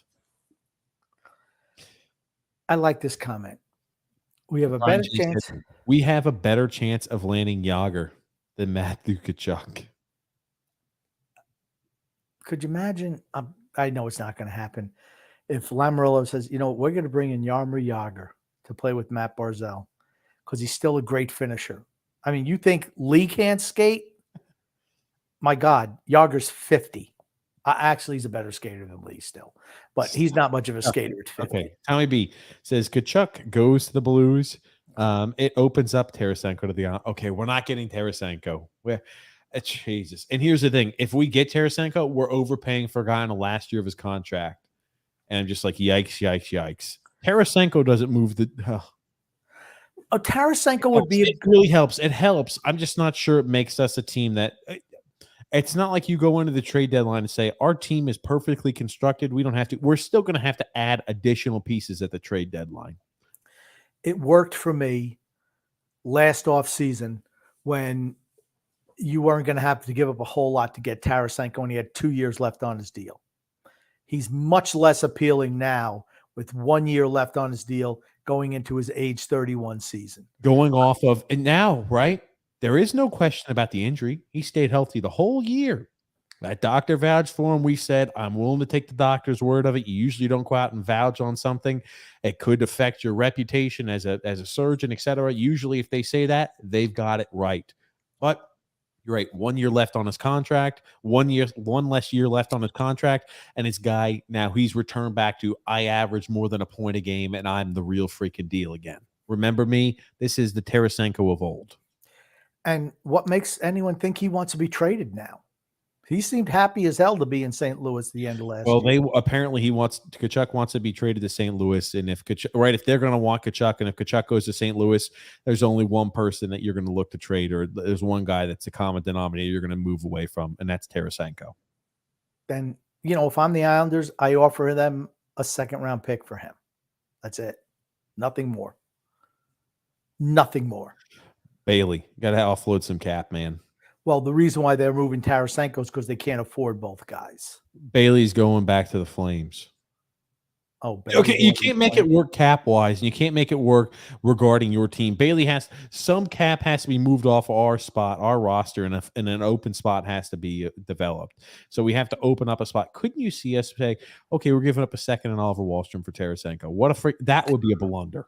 Wow. That would be a freaking blunder. Giving up a young player, and we're going to send Wahlstrom. We're going to send Wahlstrom there Calgary's way. What a blunder that would be for a guy who's on the last year of his contract and could walk for nothing. Yeah, I just no. Not interested in that. No, sorry. Like I said, I'd offer him a second or third round pick. You're helping them out, right? It's like whenever to move Bailey, we have to give up draft picks. Well, if they have to move Tarasenko, they're going to have to give up draft picks. I realize he's a better player. They're not going to have to give up draft picks. Well, but they're not going to get value. Okay, but he makes $7.5 million per. The deal doesn't work with him on the team, right? Okay, they're going to get. They're still very talented players, Grump. They're going to get something back in return. They're not going to give up items to get rid of Tarasenko. Come on. Anyway, he's still a value for what he gets paid. Frank says Lou should not be allowed to trade. Yeah, it's kind of the way I'm leading. Brian P said, we're all sad, Grumpy. It's true. Apex Legend says, I'm not sad, Grump, but I am jealous of TJ's hairline. That's how bad mine is. Oh, poor Apex. Brian J said, here we go with Phil's facts. Drew L says here, Tkachuk stats all of the seasons prior were him not being placed on Johnny Gaudreau's line. Yeah, they really clicked. That line was really, really good. The entire Calgary team had a fantastic regular season. The entire team, from defenseman to forward group, they had a great year. And Sutter's a fantastic coach. Daryl Sutter's a fantastic coach. Brian B says Sutter, not Suter. Sutter. The best move the Islanders can do is fire Lou. True. Frank says, is there another Tkachuk in the league that's good that I'm confusing with? Yes, Brady Tkachuk is also very good. With Ottawa. Brady and Matthew. Time B said, no offer sheets are coming, people. Yep, nobody's offer sheeting Romanoff or Dobson. No way. No one is getting offer sheets, period. They don't do it. Jeff E said, I love you guys, but doesn't it get tiring being so negative about the team you guys love? You love so. You say yet you guys never make a trip up to see them, and your closet fans love listening, but it kind of gets old. When they do something good, we say it. When they don't, we say that. Has there been, Jeff? Has there been a lot to be optimistic about this offseason? No, serious question, Jeff. I haven't found a lot to be optimistic about. You could be optimistic if good things happen, but I haven't seen it. I'm not going to be fake. I'm not going to have some sort of this podcast is literally called Islanders False Hope. It's called that and listed that for a reason. I'm not going to be somebody who propagates false hope and propagates a fake narrative and lies to people. The smart people see through that, and we see through that type of stuff too. It's the reason why I don't say things are a reason. There's a reason why fans found ways to be optimistic under the Garth Snow as a general manager regime. There were still fans that were overly optimistic during that time period. I was optimistic. Nothing to be happy about during that time period. I was optimistic every year going into the draft because I knew you would draft someone in the first round, and that gave me optimism.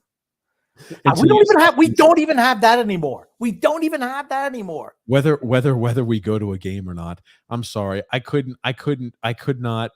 Even the first season, the Islanders, because we could have easily made a trip up there. No doubt about it. Easily could have, Grump and I couldn't justify going there with the product they were putting out there on the ice, even though it was the first season, inaugural season. It's always nice to say, oh, I went for the inaugural season. I went to UBS.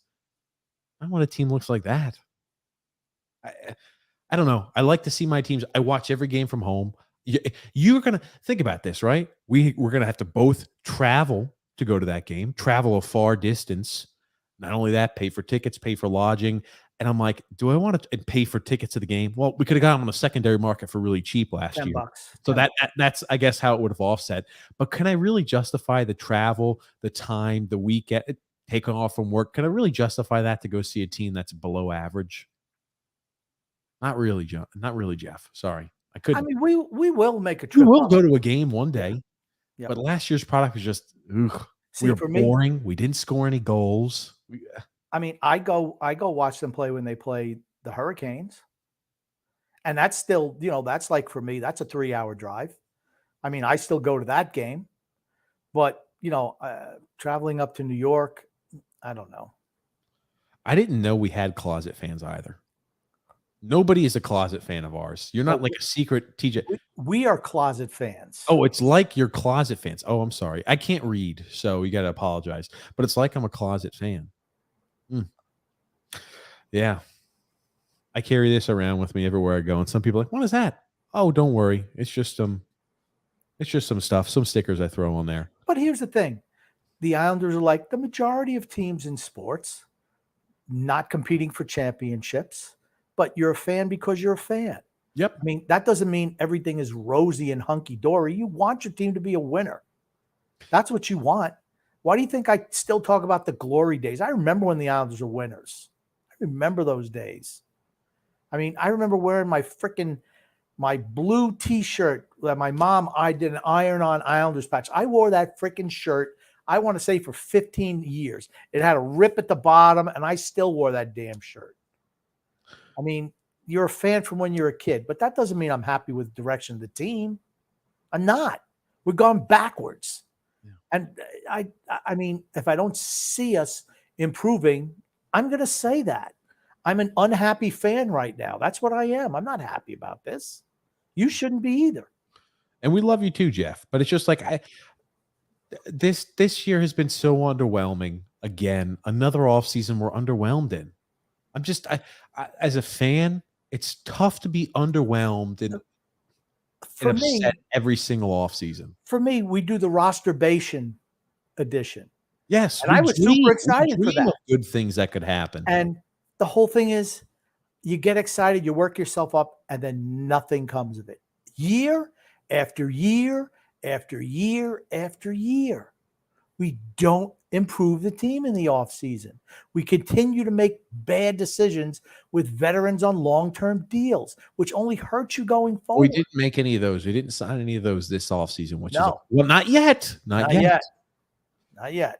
Can't say that yet. Can't say Can't anything. you just at some point smell an extension for Bailey, though? No way. Don't be surprised. No way. But yeah, it's just I don't know. I don't think we should be happy as fans. And guess what? The fans aren't happy. When you see all those empty seats disguised as fans next year, that tells you the fans are not happy. Fans disguised as empty seats. That's what I said. When you see all those fans disguised as empty seats next year. You said empty seats disguised as fans. Okay. What the hell is that, Grumpy? Fans disguised as You were empty making seats. that weird thing. I don't know. I don't look at you very often, but when I do, I always but yes, fans disguised as empty seats. Yeah. When we see those, that will tell you that we're not happy. The fan group is not happy with the product on the ice. I was happy with the Romanov trade. I thought it was I was. It addressed the need, but I thought we overpaid. But that's fine. I think we overpay for every player we acquire and get underpaid for every player we trade. Talking about acquiring and trading away assets, I do not like that from a simple X's and O's standpoint. But hey, the mentality of it could have been worse has the Islanders written on it so freaking bad. I hate that. I hate that that's the mentality Islander fans have. Could have been worse. Things could be worse. Yep. C-Dog says here, if we see the latest NFL champs and know it's a different sport, but cap can easily be manipulated and we choose to do nothing. Just look at NHL is different. It's a hard cap. Hard cap, I suppose. You can't circumvent it. I was going to say, just look at what Tampa did, though.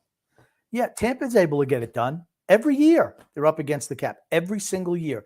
How many teams are up against the cap? They're able to make Toronto up against the cap every year. Toronto's still up against the cap. But guess what? They're going to find a way to make that shit work. Absolutely. They will find a way to free up that cap space. We just sit back and, well, if we got cap at the end, then they push it in the media. Oh, Islanders are up against the cap. No, you have $12 million to spend. You're not up against the cap. There are teams that are $6, $7, $8 million over the cap. We have a $12 million to spend. Those teams are up against the cap. They have to make moves just to get cap compliant. We have $12 million to spend. We're not in trouble with the cap. Eve L says, I'm surprised we signed Calodelius. No, I expected to sign it. I assume maybe he's coming over to Bridgeport immediately. I don't know about that. You sign him to a contract. I don't know. Frank says, I'd rather roll with our young guys. We suck at trading. And Lou sucks at trading. Michael O says here, so sad that the Islander fans continue to drink the Kool-Aid. The other kid from Calgary is not coming. Please stop drinking the Kool-Aid. Yes, that's correct. Not coming. Brian J says, we have assets, but it's going to cost. We don't have enough assets to make it where you don't have to decimate your team. Gotcha. To make Grumpy says here, I hope we do not sign a big name for the sake of signing a big name. I'd rather not sign anybody this summer and wait for the opportunity. That's correct. Do not make a panic sign because guys who went on cheaper deals, guys who are more valuable signed already, and now you have to just go ahead and shovel through the freaking heap that's left over. Don't do that. I could see going after Gaudreau, but it seems like we were lukewarm at best. I could see us. I know I wasn't a big Mahayev fan, but he's grown on me a lot. I could have seen us going after him maybe on a cheap deal to add a guy who's a middle six guy, a fast guy who helps translate to you're fast. You can immediately pair up with a guy like Barzal. Your speed allows you to go ahead and pair up and be a good tandem. Could you imagine just once if Barzal played with a guy who had equal or comparable speed? Imagine what they would look like in transition. Right. It's not like I have to wait and go ahead and do a million freaking loops and I've got to cut back and wait for my forwards to catch up with me. No, when you have a guy with equal or comparable speed, everything's much more natural. Yep. C-Dog says, Frank, His brother. Oh yeah, Ottawa. Yep. Brian B says, let's put the Tkachuk talk to bed. He's not coming here. Please don't. Please stop. Let's move on. I thought we said that immediately. Tommy B says, I don't see many Islander fans thinking that we're getting Tkachuk. Nope. Seen a few. Tommy B said, a lot of people knew Tkachuk wanted out of Calgary. Fair enough. He's going to the Blues. I think so too, Brian. And I think that they're going to move off Tarasenko. I still don't think Tarasenko's coming to us. Brian B says, there's a better chance I'll play for the Islanders next year than Tkachuk. Yes. Scott L said, Lou should call Mike Greer in San Jose and ask about either Timo Meier or Thomas Hertl. I mean, I know he wants to make changes in San Jose. He's not going to go into the season with the same players. I mean, but he's got cap issues himself in San Jose. So, I mean, those are marketable assets, but they're young. I mean, unless you can manage to dump one of the toxic assets with it, why would he deal those guys? Brian B said, absolutely. Lou should be home with his wife, enjoying the rest of his golden years. True. Nothing wrong with that. Yep. Enjoy, man. Enjoy. You were a hell of a general manager before the salary cap era, a hell of a general manager. Things have changed a bit. And you were still an adequate general manager at times, still made some scary moves. Like, oh, Jesus, man, the Matt Martin signing originally to Toronto and then again to the Islanders. Brush K says, you're taking a risk keeping Tkachuk on a 1-year deal. You better hope that he doesn't get hurt. You could, I mean, just re-sign him via an RFA. And if he doesn't want to sign back, the compensation he's going to get paid on the open market is going to be an arm and a leg. Well, I think he's talking about not having Tkachuk. Oh, you're talking about, well, no. Correct. If you don't trade him now, you're going to be in a situation where he gets hurt. You could be in trouble and he's not going to be as valuable. Yeah. Even if he's a restricted free agent, right? He's a guy that's going to be making over $8.5 million a year. And in that case, right, if you were to make a signing after a player like that, it still is going to cost the opposing team 2 firsts, a second, and a third round pick. If he makes over $10.5 million, it's going to get paid 4 first-round picks. So he's still always going to have value. I don't worry about him getting hurt. I just don't. Drew Ellis said, also, shout out to all the callers that called in last podcast. Loved hearing from you guys. Yes, thank you, everybody who called in. Again, we like hearing from you guys. We're going to do more of those this offseason. We're going to be, I know I've been saying this all the time, in the process, we're going to be reaching out to everybody, going to get some guests lined up here. I know I say it all the time, but we're in the process. Brian J. said, Lou is sleeping, thinking of his next opponent in checkers. Oh gosh, Calgary is 100% trading Matthew Tkachuk. I think so too. I think that probably St. Louis is the most optimal selection for him. That's where he wants to go, and probably Tarasenko will be leaving St. Louis. Where he goes, nobody knows. Maybe Calgary will want a guy like Tarasenko back in additional pieces. Yeah, they have $18 million in cap space. If they trade away a guy like Tkachuk, do you imagine them sitting and saying, oh, okay, we're just going rebuild? That's not a team that you necessarily would say, yeah, that's a team that's rebuilding. I mean, I think they had the third best record in the Western Conference this year. They were good. They took real steps forward. Yeah. I don't see them wanting to say, let's go ahead and do a retool. I don't see that. I could see them maybe want Tarasenko and additional pieces back. Mm-hmm. Brian P. said, I might hit the Powerball. I'd hit the Powerball before we get a guy like Tkachuk. By the way, everyone, it's summertime. Beautiful weather. Just saying. Yeah, beautiful weather. But hopefully Lou gets out there and starts making some moves. Stanton will lose the MVP award. It will be given to Buxton before we get Tkachuk. I agree, Jeff. Not happening. Sonny Milano, LOL. Scott Ellis says the Islanders will get whatever is left at the bottom of the scrap heap. I hope we don't take anything. More likely, DeHaan will be a late signing than Vatanen. I was just using that as an example. It's going to be an underwhelming signing, but I could see a guy like Calvin DeHaan, and I think that makes sense. He's a guy who's very injury prone. So Robin Salo, just with the injuries that DeHaan will accrue, will get some time. Yeah. I think that's a good signing. I'm happy with what they did with the defense. Very happy. And even bringing DeHaan back, I think that's great for defense. The forward group is it's an eyesore right now. George P said the 2022-2023 season was over. Over the day the 2021-2022 season ended. Oh gosh. Michael M says apparently he only has 1 year left before he's UFA eligible, since he won't sign. They want to get his most value. When did Grumpy? Did you? I thought you said he had they had to be multiple 27 years old before they become unrestricted free agents. He's only 24. How many years to serve? Give me a sec. I don't know. I thought they had to be 27 years of age. Grumpy, did you send us? He's played though. He's played 6 years in the league though, man. That's what it is. I think it's years served, years played. So I don't know. Maybe he'll be an unrestricted free agent if he hits arbitration. Tavares played his first year. Was that? And Tavares played when he was 18. And I mean, how many years I thought we bought out how many years of unrestricted free agency, you remember? Yeah, I thought that. No, we bought years unrestricted free agency. I thought he had to be 27 years old. Maybe I'm mistaken. I thought you had to be 27. Anyway, let's keep moving along. Max says we need Chara, Yager, and Kasperitis. Couldn't agree more. Phil must be drunk.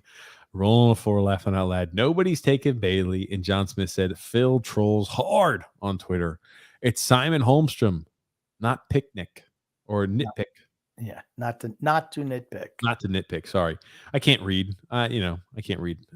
Matthew, I said sorry. I had to send that to you guys for good laughs. Thank you, Brian J. I talked to Phil, but Brian J. said some people shouldn't put up trade proposals.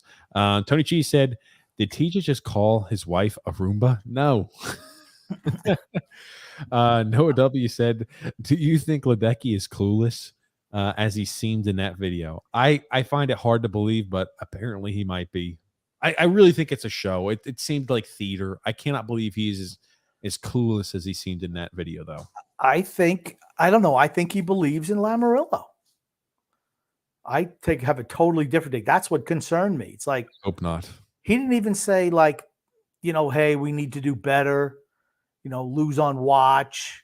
He's great. He would never say anything like that. Well, lose great, but this team needs to get better. We're not happy with the way the season ended. I mean, stop. He didn't even say that. He didn't even say, hey, we're unhappy with the way this season transpired, but, we believe in Lou to bring us forward, but we expect better results. Nothing. He doesn't do anything.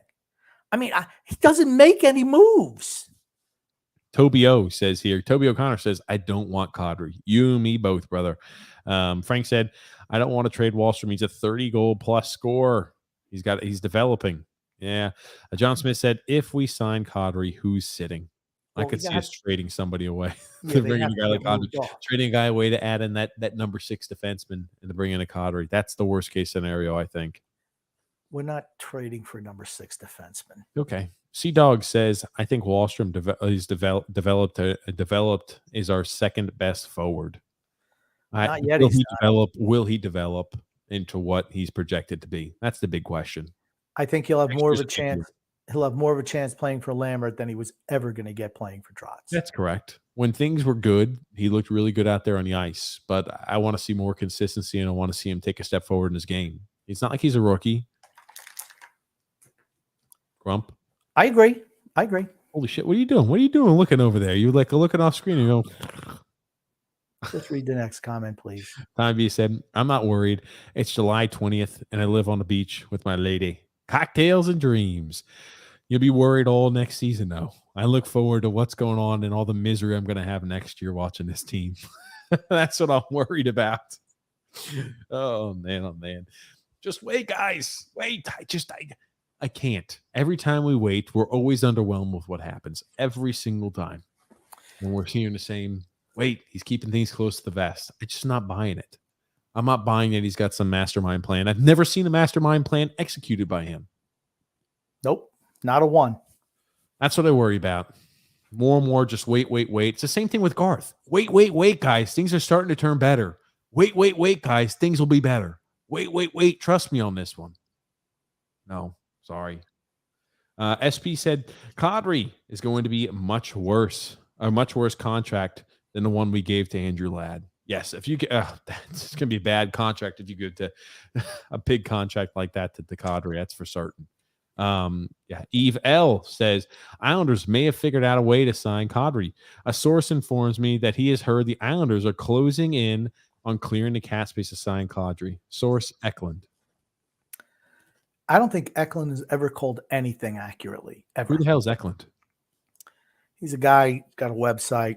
I even forget the name of the website. He's always wrong, though. Always. Oh, my gosh. Flames Again, Chuck for 3 years. He's not even a fit. He's not even a fit. Kadri's not even a fit. Okay, yeah, so they don't have 3 years left. Thank you, Jamie. I saw that on tweet. Grumpy got me. Tkachuk for 3 years. It may be 1 year. He's got 1 year left on that until he becomes an unrestricted free agent.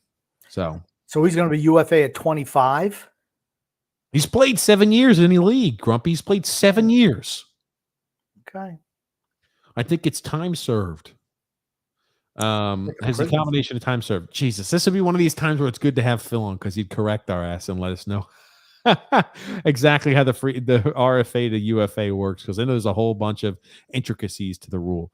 So long story short, he's on the way. He's on the way out. He's going to be traded, and again, probably to St. Louis. But I need to find out who this Eklund guy is. He's a Josh Bailey, says Toby O. Pac-Man says regarding Kadri, he's a Josh Bailey.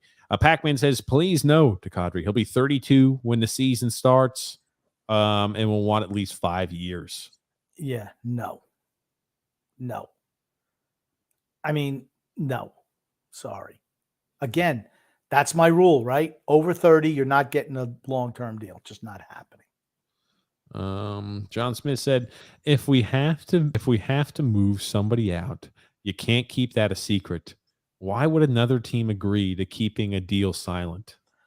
They wouldn't. Because you will never work with Lou again if you don't keep it silent. Lou doesn't work with many teams and trade many teams. I haven't seen many trades that have been in our favor under this under this regime. Just hasn't been it.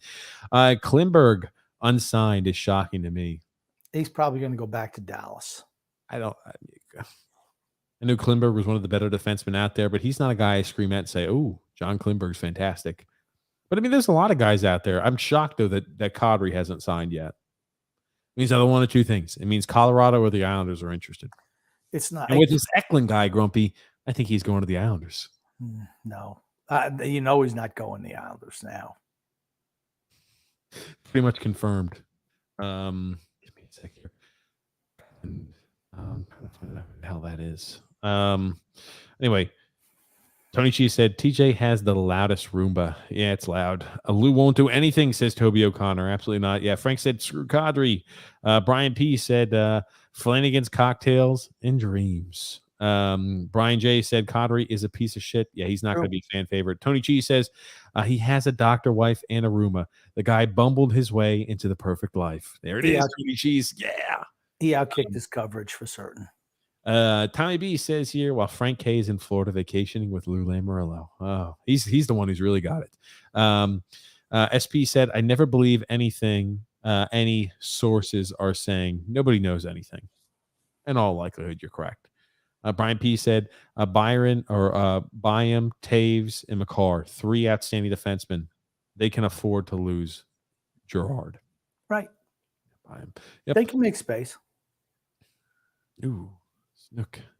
Tommy B said Lou caught a giant snook and named it Tarasenko. State of Survival says Devils offered more. That's why he was going to sign with them. I mean, that's why the Islanders weren't mentioned. They weren't in the picture as soon as they were out of the picture as soon as Columbus made the offer. He said they were looking at the Devils. That's like they weren't even in the picture. Yeah. No way. No, we were looking to make a deal with the Devils, what he said. He didn't say we're going back. There were 2 teams involved. He said it was the Devils. Brian John says here, we can bring back Leo Komarov. Yeah, no thanks. Nick C says, just because we're on the topic of Kadri, how would you guys feel if we signed into a 2 or 3 year deal and then moved Bailey? Just something to talk about. That would work for us, but you know who it wouldn't work for? It wouldn't work for Kadri. This is his last contract. And You he know had what else also wouldn't work for us? We're going to have to give up. Remember, Josh Bailey still has 2 years left on that contract. If we're going to have to give up quite a hefty penny to get rid of that contract. He's not earning his worth. but he's only $3 million in cash. You send him to a team that needs to get to the cap floor. The Arizona Coyotes were asking for a first-round pick to take on James Van Riemsdyk, who had 1 year left on his deal.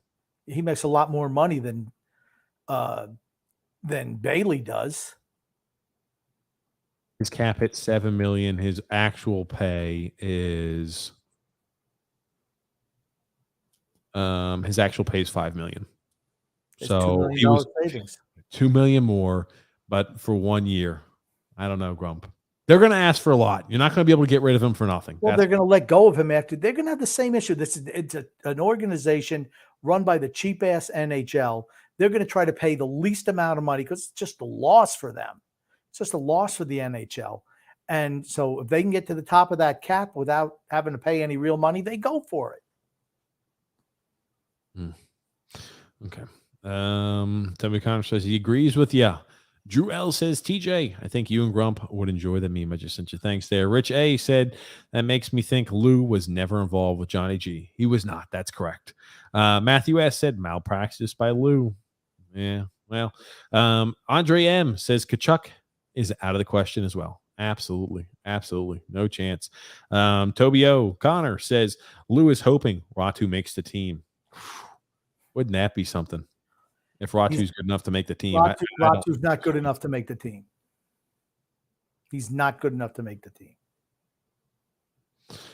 Yeah. I don't think so either. John M says, good evening, guys. We're not making any moves. No depth in the system. No depth in the system to make moves. Agreed. Okay, Grump. Andre M, what's going on, Grumpy? Nothing. I'm just listening to the comments. Listening to the comments. You see what I mean? Listening to the comments. What the hell does that mean? Listening to the comments. What's going on, Grumpy? What's the next comment? Why are you so down in the dumps? I'm not down in the dumps. I'm waiting for the next comment. I'm listening to the comments. Shit. Andre M said, but if no major impact move is made, then how does Lou keep his job? Ownership likes him. They're starstruck by the 2-time GM of the year. I don't know. To me, I'm not paying for you on past performance. What did you do for me lately?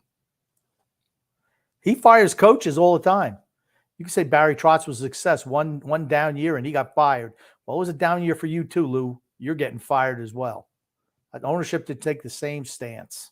Matthew S said, one of the few from the outside that was not many to name. Brush K says, you forgot to mention the Devils also had $27 million in cap space for Andre Palat. That's correct.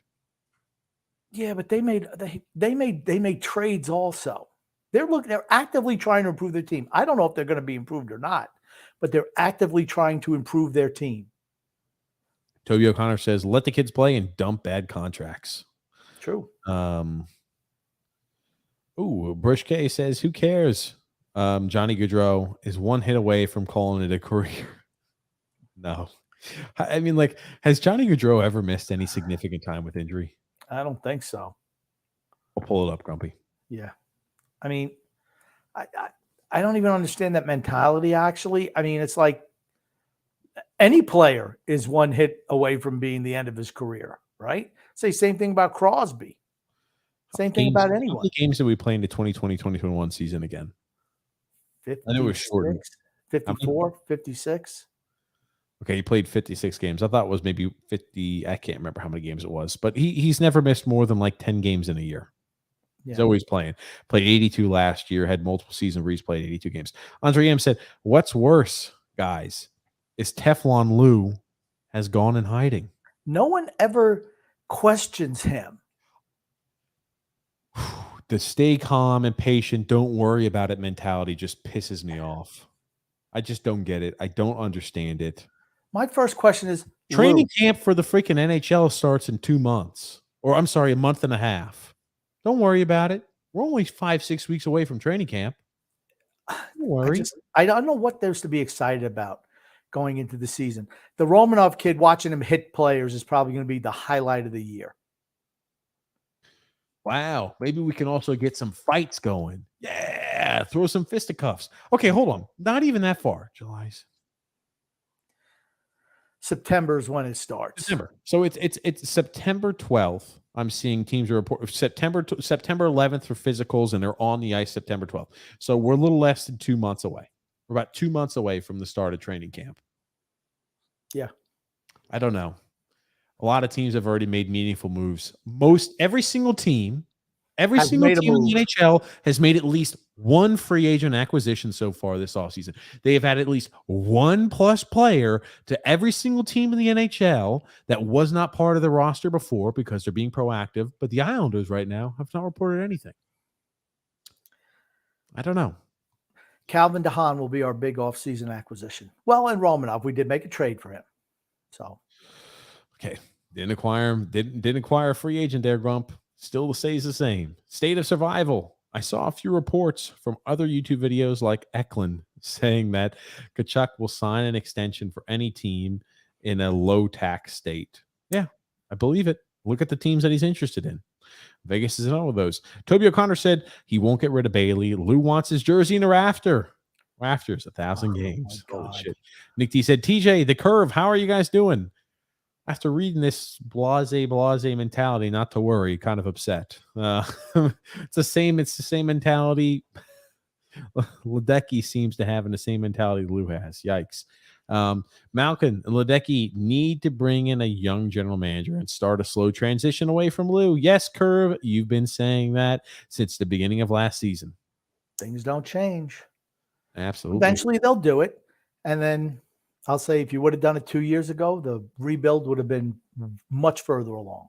Bruce K said Johnny Gaudreau is not a playoff savior for Columbus. Probably not. True. Probably not. But I think they've taken a step forward this year. They absolutely have. Should we say we've taken a big step forward in the offseason? No. I wouldn't.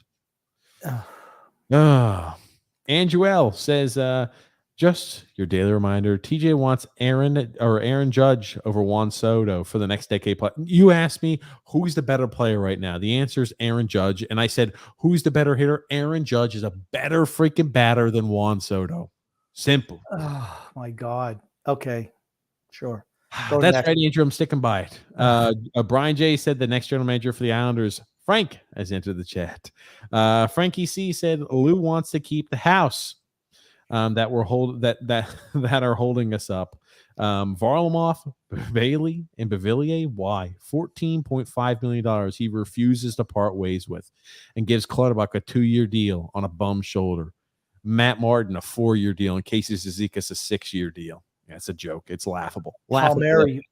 Palmieri 4, Pajot 5. You don't need to give guys that long-term deals. Here's the thing, you offer them 2-3 year deals. If they don't want it, let them move on. It just means you bring in new fresh blood and you let those guys go. Don't start chasing after guys. There's no way Anders Lee was offered anything like 7 years from anyone. Horse shit. And if it is, you let him go. Let someone else make that mistake. Exactly. Don't make the mistake just because. Don't feel pressured into a mistake because somebody else wants to make one. Brian B says it's only one more year with Lou. I hope so.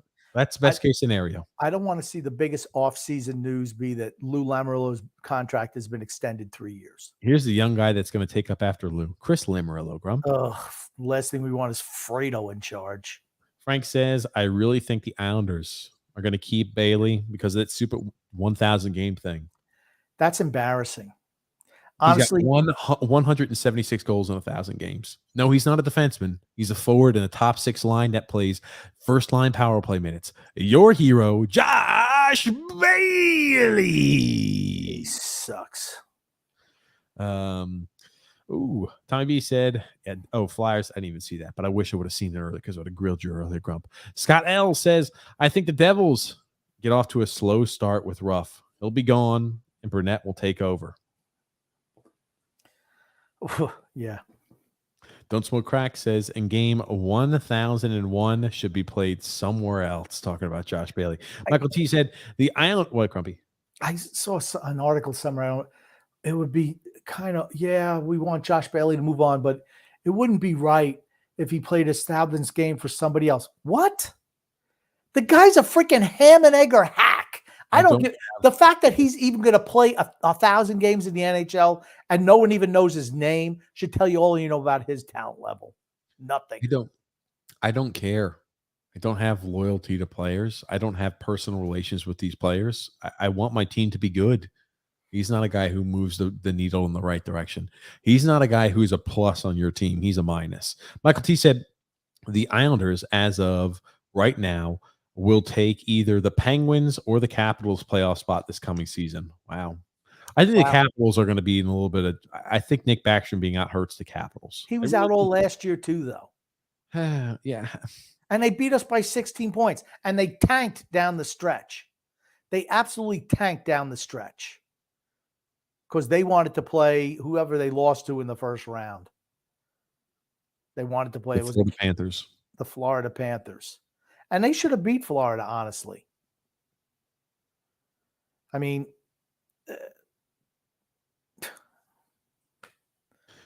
I just that's a lot. That's a lot of points to make up. Nicholas Backstrom played 47 games last year. He played over half the year, but he was hurt. He was hurt the whole time. Yeah, he was battling through injury the whole year. I didn't know his stats were. He only had 31 points for Nick Backstrom. That's not great point production. I mean, the injury must have really impeded him. Those hip injuries are devastating for hockey players. Tom B said the Islanders had the fourth youngest defensive core in the NHL. That's correct. Based off our projected starters, we do, but that also, I think, has Robin Salo as a projected starter. Is he going to be the starter? We'll find out. It doesn't matter. Our defense and the goaltending are set. We're good there. Our forward group is woeful. Yeah. That's the area of need. I'm not concerned. You know, you can keep games 2-0, 2-goal game all the time, but you got to be able to put the puck in the net. Yeah. SP said, I can see a scenario where it's us and the Flyers competing for bottom of the Metro. I don't see that. We won't be that bad. We're going to be a middle of the road team, though. 5, 6. Being a team in the middle of the pack is not freaking good enough for me as a fan. And I guarantee you Pittsburgh makes the playoffs next year. Washington might come in fourth, but Pittsburgh will make the playoffs next year. We're 1 year removed for Stanley Cup or bust. Should we now be maybe make the playoffs or bust? No, we should have been in the Stanley Cup last year. We should be expected to make the playoffs. We should be expected to make a deep run. We were Stanley Cup or bust just last year, guys. I remember. Well, you remember? Remember how laughable it was when we're calling people out. The Islanders are the chic pick to win the Stanley Cup. I'm like, there's no freaking way the Islanders win the Stanley Cup. Didn't even qualify for the playoffs. Barry Melrose said that dumb shit. Do you remember that? It wasn't Barry Melrose. Barry Melrose said it because somebody tagged me. It was so many people were saying that. Not just him. So many. I know, but I know he said it.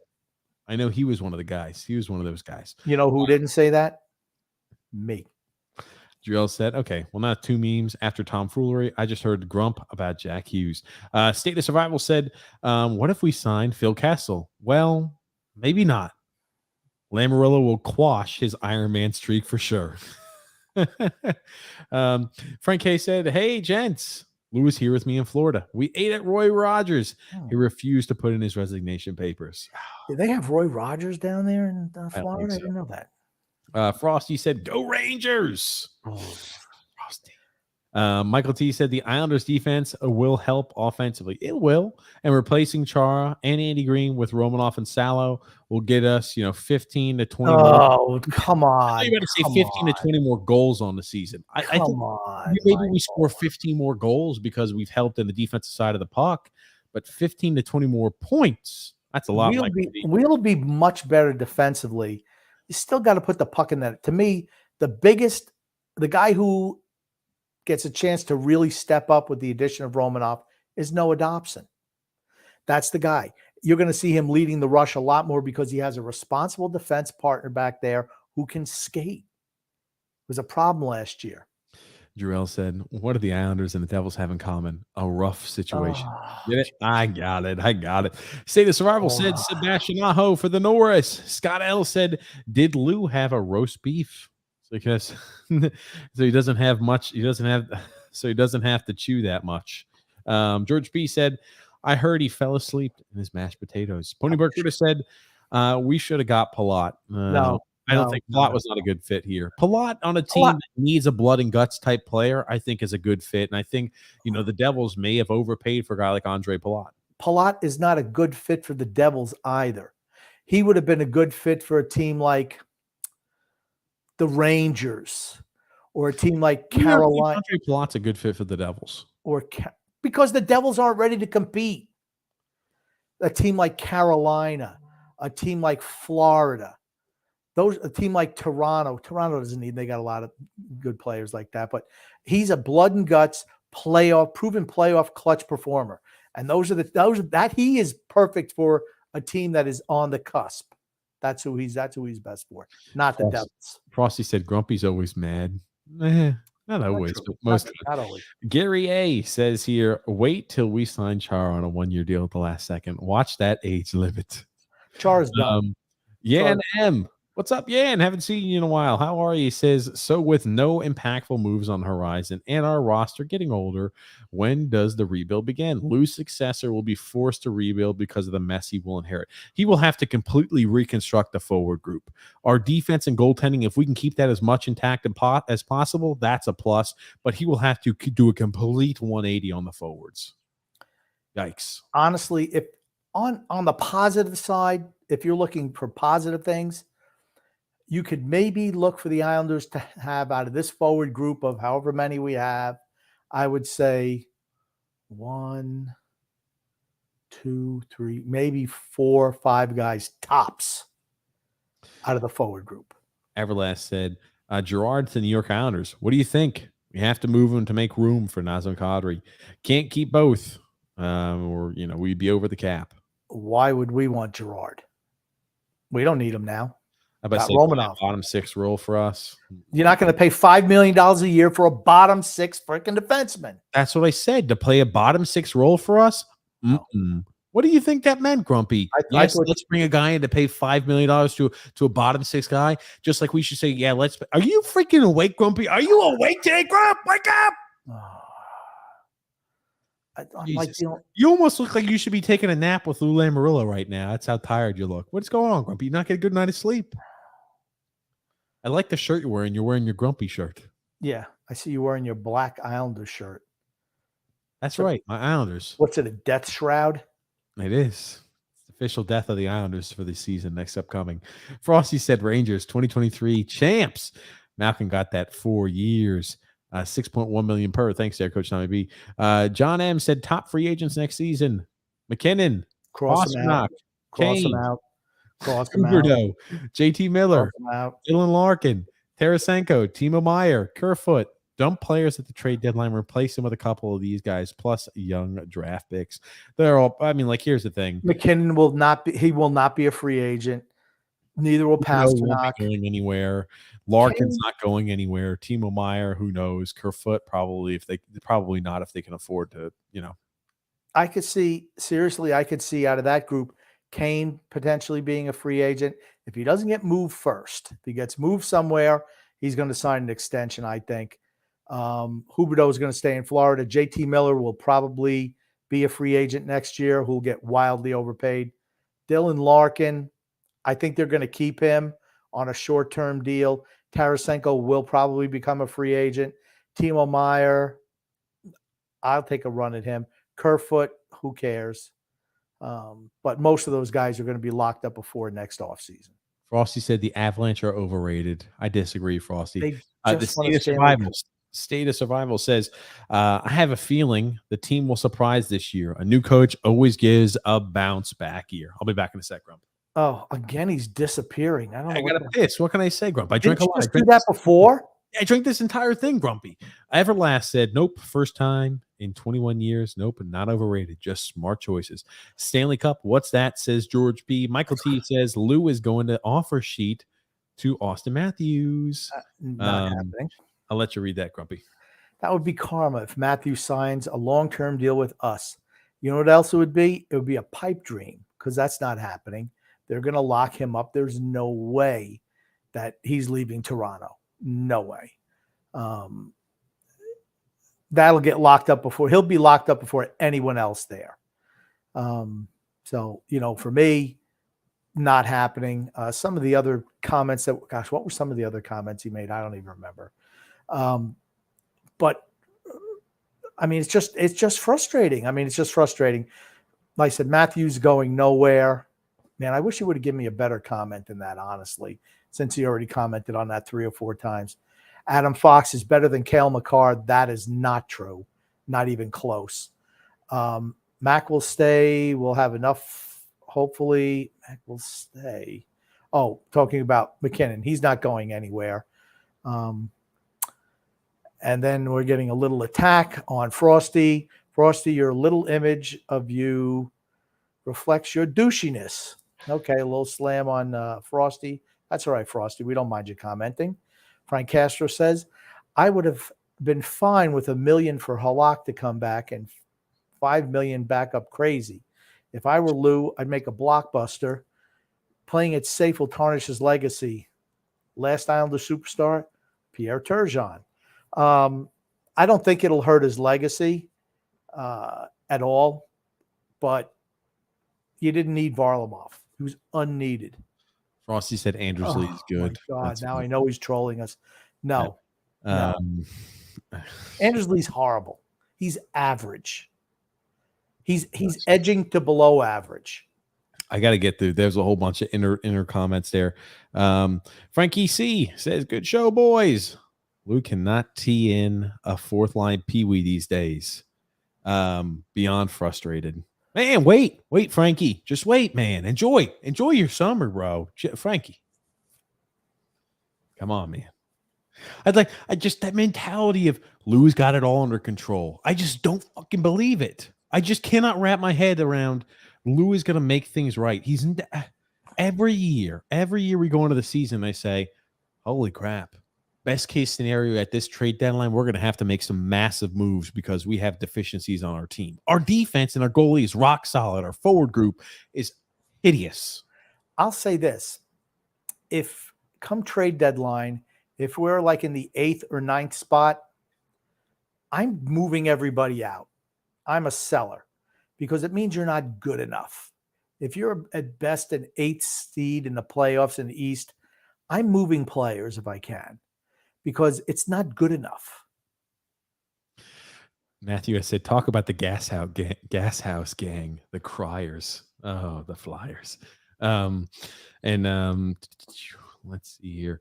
Everlast says St. Louis is my least favorite. Cale Makar wins both Conn Smythe and the Cup MVP in the same year. And you say Fox is better. Yeah, right. Well, Devils have garbage goaltending. I think the Devils made good moves. That's right, Frank. Devils have made some good moves. Colin Smith said, what is up? Colin Smith, what type of jersey is that? It looks like St. Louis Blues jersey. Fair enough. Devils did make good moves. That's right. And give me a second. They made moves. We're going to find out if they were good or not. They did make moves. I think they overpaid for Palat, without a doubt. And I don't think that's what they need at this point in time. Jason C. said, Grump getting some hard liquor. Yeah. That's it. Need it. Everlast said, Arizona had a good draft. The Devils, Hughes is going to be good in the future. I think Arizona had a good draft. Arizona is one of those teams that they're still far away, right? I think they're still far away. So the Devils. The Devils are closer than the Coyotes, damn it. Okay, but that doesn't mean the Devils aren't far away either. The Devils will be a better team this next year than we were last year. So what do you think? Do you think the Devils are like realistically 3 years away from potentially making the playoffs? 2 or 3. Okay, that's a long ways away. It's a long ways away. 3 years is a long ways away. 2 to 3 years. 2 to 3 years, Grump. We'll Not 3 to 4, 2 to 3. Probably not 3, 2 to 3. Okay. Rob G says, hello, all Islander fans. I can't wait to watch Islanders hockey again. I can't wait to see Romanov play with Dobson. I am cautiously optimistic. There are things I will definitely be excited about. There are things I will be concerned about. The Rangers would have won if Colorado and Tampa decided to not play good. Very true. What's up with the yawning, Grump? What are you yawning for, Grump? Oh my God! Just get to the next comment. Listening to must your be voice, tired. your dulcet tones. Make No, me Grumpy, it's that your ass is tired. You didn't get enough sleep. Even if the kids step it up, it's not going to be enough to offset our old bums regressing. True. Well, hey, everybody expects that these old players that are 31, 32, 33 years old, after taking a step down in play, are going to magically have a bounce back here and play just as good as they did 3 years ago, 2 to 3 years ago. I just don't see it. Just as good as they did 2 to 3 years ago with a shortened season. Agreed. I don't see it. Yeah. No, I don't either. Jesus Christ, Grumpy. Look at all this drink. What number of water is that on for? You usually don't drink as much water as I do.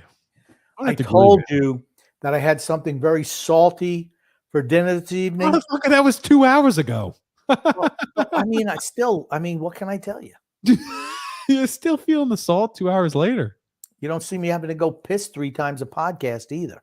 That's true. But damn, I don't feel saltiness in my mouth 2 hours after. I gotta grill you after you grill me every time I pee. Get out of here. But yes, that is a perfectly valid point, Rich. Even if our kids take a huge step up, I don't think it's going to offset the older players regressing. No, correct.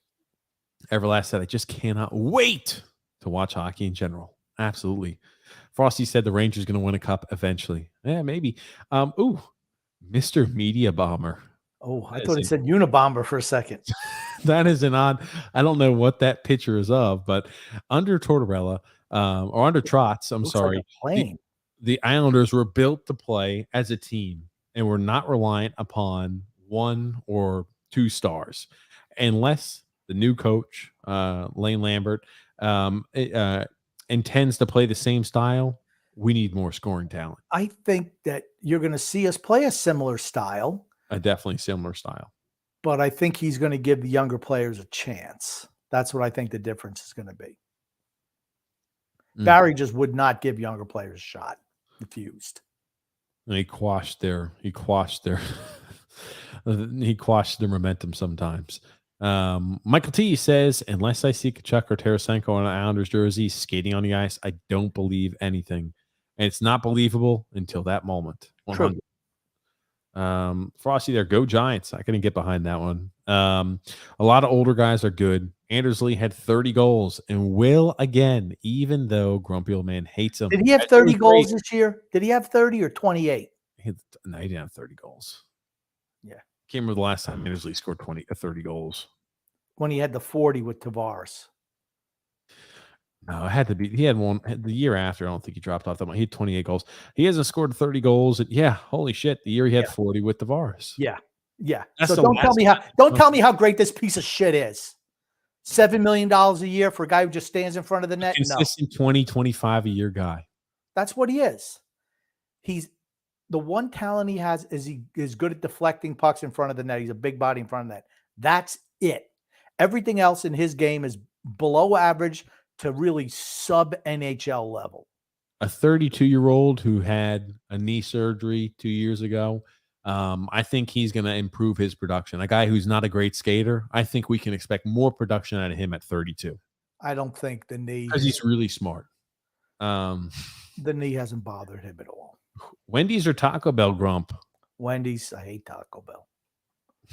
Matter of fact, I've never eaten Taco Bell because I look at that food, I'm like, no.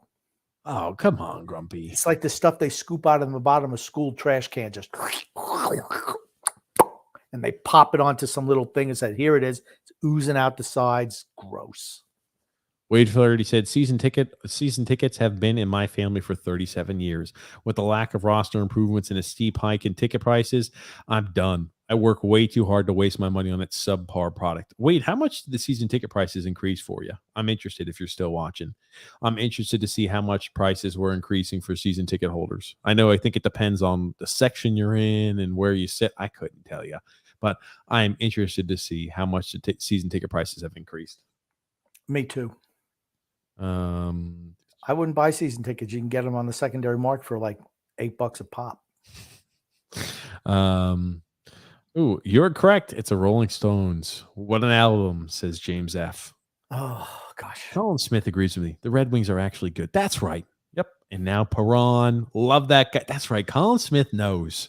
That's what I'm talking about. The Red Wings are, says Everlast. They're going to be a playoff team for sure very soon. There it is, Grumpy. I like that.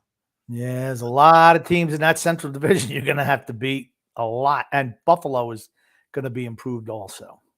The Wings killed it, says Frank. I love Stevie Y. Absolutely. He's fantastic. One of the best general managers out there in hockey. A bona fide top general manager.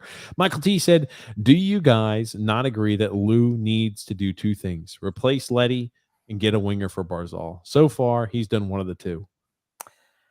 In an ideal he had to world, replace Chara. Absolutely. And I think he did. And I think they needed two scoring wingers to be legitimate, where you can say, okay, this team has a shot. We didn't get any. So, all right, he's done one of three, in my opinion.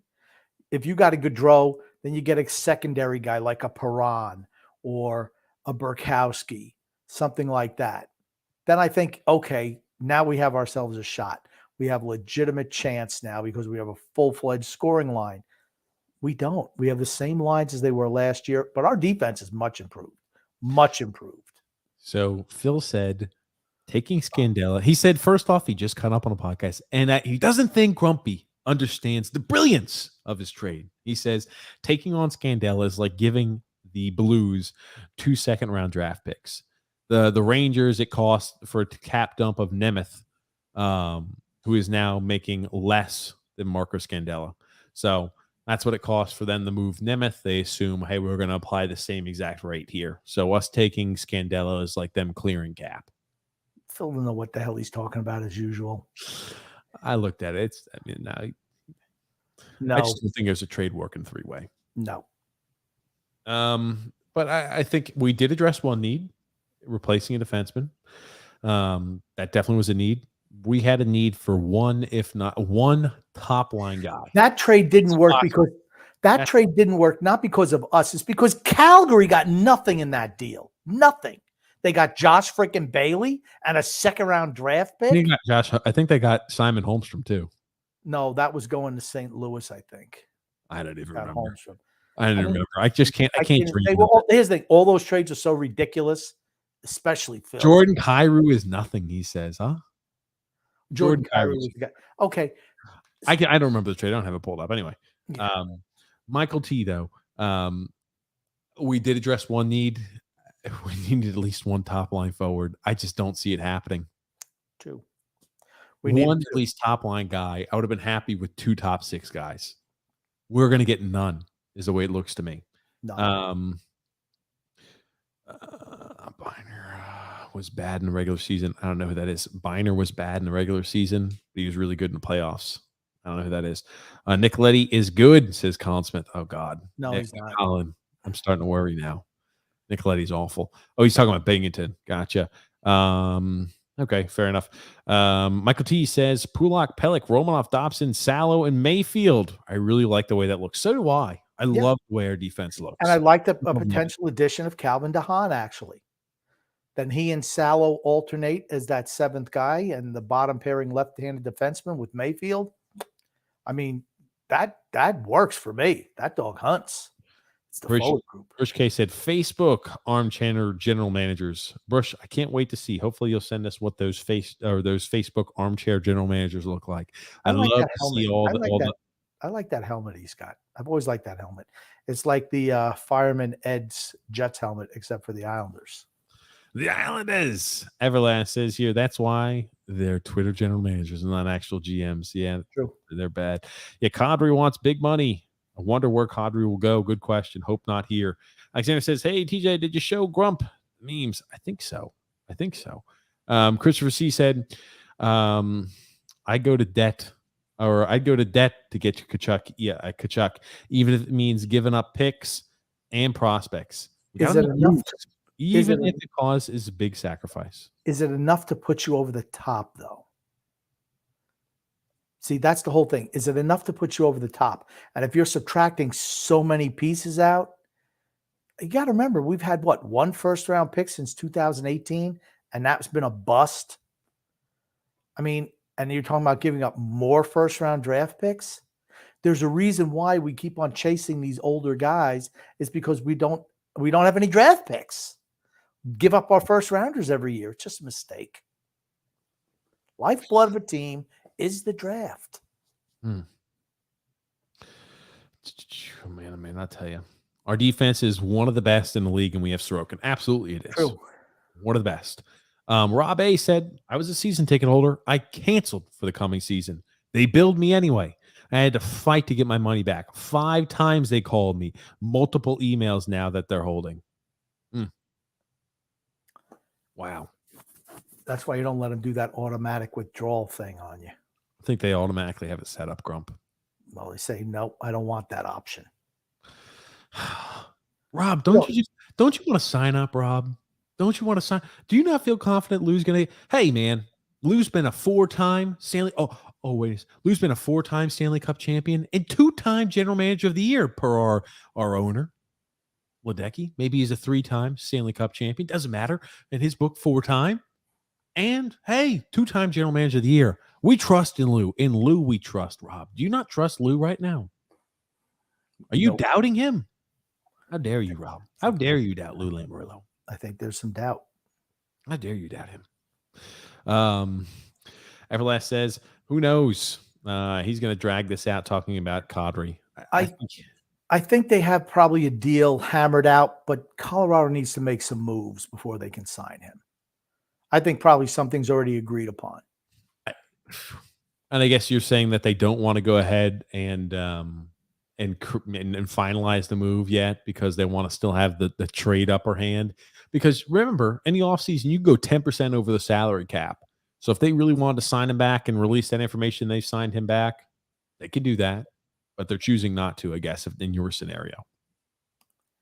Yeah, I think before they file anything with the league office, they have to make sure that they have their ducks in a row. That's all. I'll make sure they got their ducks in a row, Grumpy. And only 4 more episodes of Better Call Saul left, just to let you know. Who gives a shit? Colin Smith said Mayfield went to my high school, so that's kind of like the honor. That's pretty neat.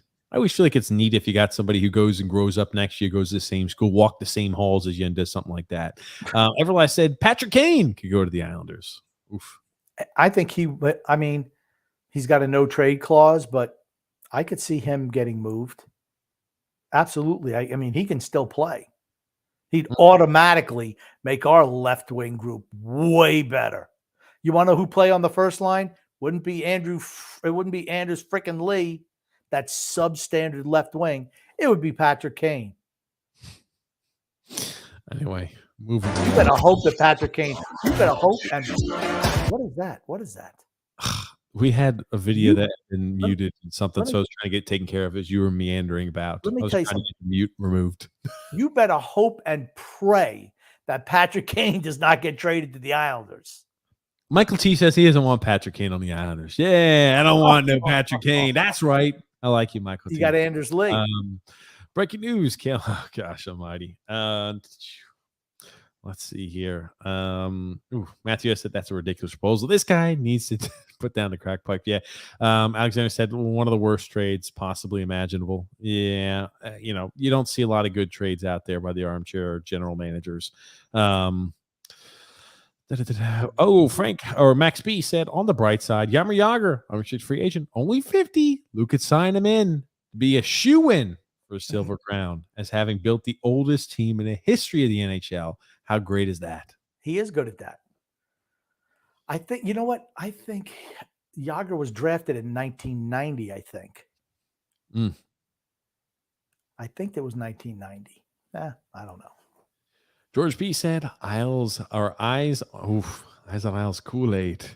The Wicked 50 Cal says, what's going on, guys? Not much. Wicked 50 Cal. How are you?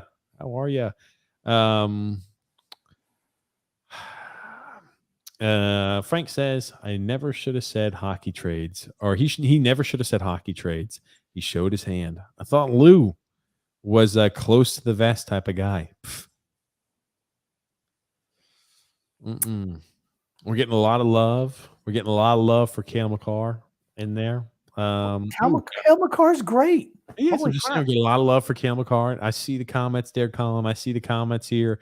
I see Grumpy. I see the comments Everlast. I see this one here about Jacob deGrom. I was a little bit worried, but he just had a little soreness, little muscle soreness. So his simulated game or whatever he was going to pitch is postponed from Tuesday to Thursday. He just had it and they're being overly cautious. Thank goodness, because I need him for the stretch run in the Fantasy League Championship.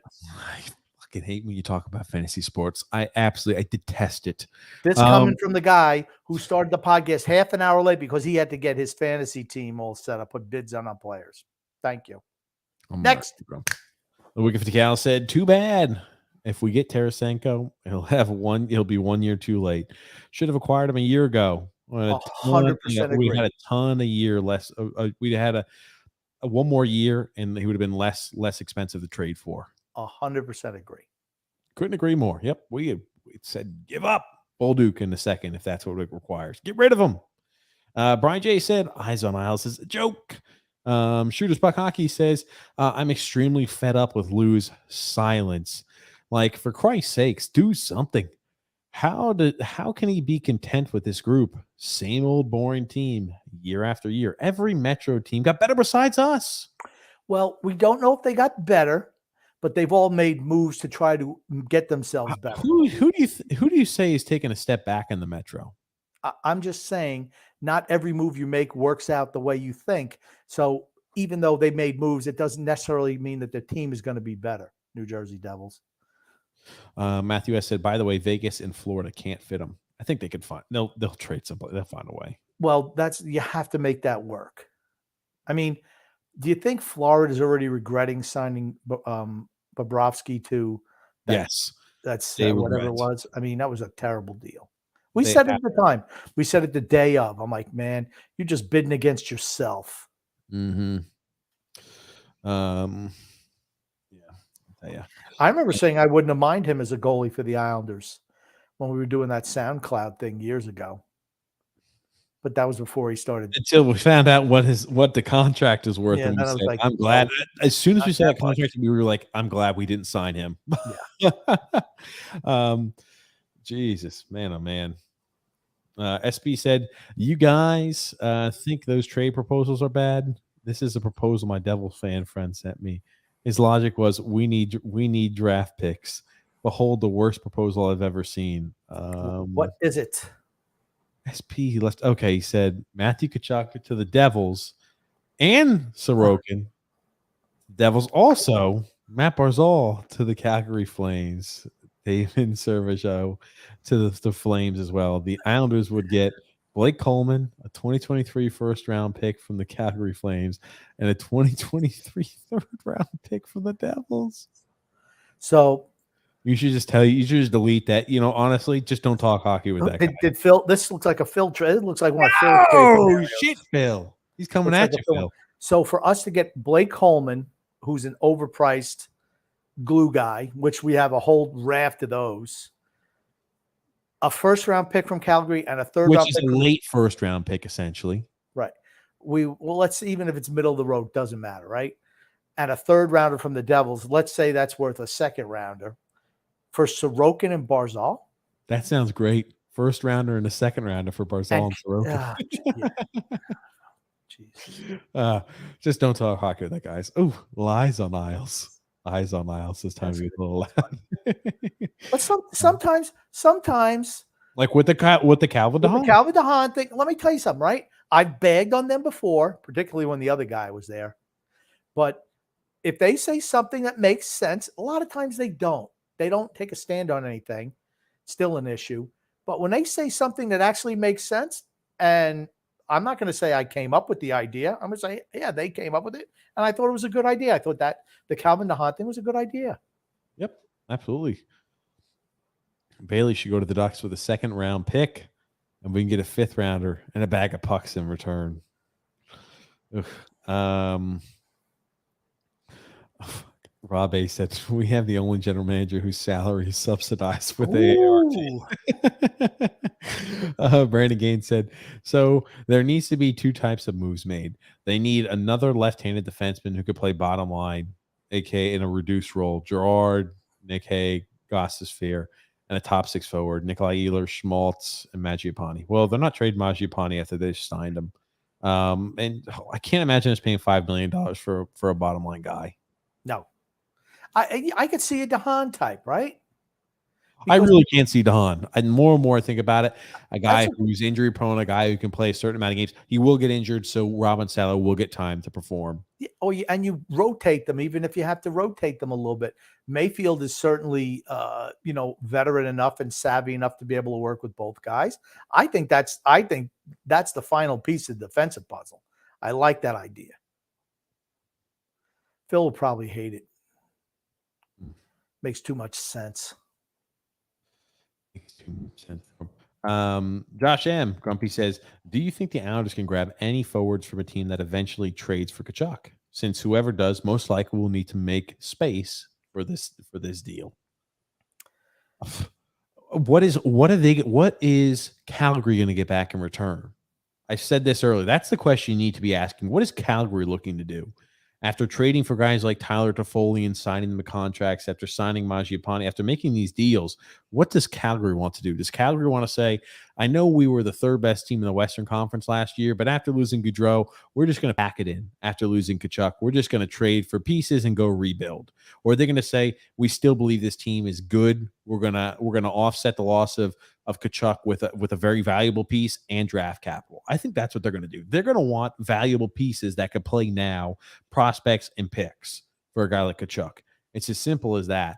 And the valuable piece that the cap dump is going to go to Calgary. So like the Tarasenko would go to Calgary, I believe. Yeah. I mean, they have $18 million in cap space and nobody to give the money to now. By the way, Phil said he's going to drop gloves with you. He's going to end it, Grumpy. He's going to put you out. He's going to put you underneath the table, Grumpy. Phil. Oh man. And I do like Phil though. I like his family anyway. They seem nice. Brent Gaines here says, you need insurance in case Pellick or Romanoff get hurt. I'm going to tell you what though. If Phil's lucky that his family are not unrestricted free agents right now. Oh goodness gracious. Would you sign them away, Grump? They'd be signing anywhere. Oh, I do not like. It's like saying we need to have $25 million backup quarterback in case our starting QB gets hurt. We have deficiencies on our starting roles, so I'm not too worried about making sure that our bottom six defenseman is solid. I think Robin Salo will do an okay job. I think bringing in DeHaan and Salo, you don't need the bottom six guy to play more than 15, 16 minutes a game. I don't need a big role from him. No. Those top two pairings should get 22 minutes a night. Easily. And then, on your penalty kill, you're going to see Mayfield get extra time. You're going to see, bringing DeHaan in as a veteran presence back there on that bottom pair only helps Robin Salo. Jarrell said, you know what they say, Grumpy, better late than never. That's true. I trade Pulak if it meant Tkachuk's coming here. I would too, but I don't think they're going to want that. Tkachuk's not coming here. The show I called on was Captain Jack Rackham. It's mostly Yanks, Raiders, but Sunday he had a guest from New York, and they talked all sports. I wish you could put on that show because I went off about Lou Lamoriello. Captain Jack's Rackham. I have to look that up. Tkachuk for future consideration, says Max P. Oh, That's it. There it is. Toby Connor said the Islanders should have traded Varlamov and signed Samsonov to get a backup and draft picks. Why not? Why not? We were just so wanting to have the 1A, 1B tandem, which is just so dumb. I mean, Samsonov could have signed here for 1 year, try to reestablish, his game, and just play whatever 25, 30 games a year. With the way our defense is structured, I feel confident with whoever we're putting in net. Yep. They really do. Our defense is so solid. You could bring in a guy who, just like you had mentioned, has had a few bad years. remake and rebrand your image, rebrand your playing ability, reestablish yourself as a good goalie and a solid goaltender, a starter in the NHL. Get a year here with the Islanders, play 35 some odd games. We're not going to ask you to carry everything, but we can get 57 to Sorokin, 35 to you, and Sorokin, if we're in the playoffs, plays all the games. And you get a much cheaper guy. You free up the cap space, and we got draft capital back in return for Varlamov. But guess we didn't need to do that. I mean, Samsonov signed for $1.8 million. So if he came to the Islanders, it might have been $3 million that we had to pay him. What makes you say that? Because we overpay for everybody. But Yeah. you would have saved $2 million. Let's say you got a guy who's younger, trying to reestablish himself. I mean, and then you move Varlamov, who had value. Michael T says Lou has to extend Romanov. Lou will extend him. No worries. Absolutely. I'd rather have a young 24-year-old dynamic Tkachuk than Pulak. I would too, but you got to give up more than just Pulak to get Tkachuk. Yeah. And then you got to pay him.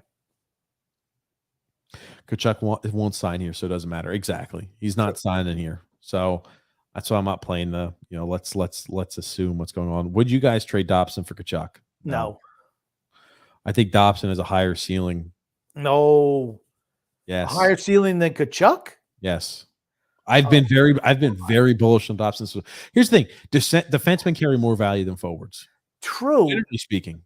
Come on. I mean, I'm a Dobson guy, but you're trying to say Dobson straight up for Tkachuk? Why would the Flames do that?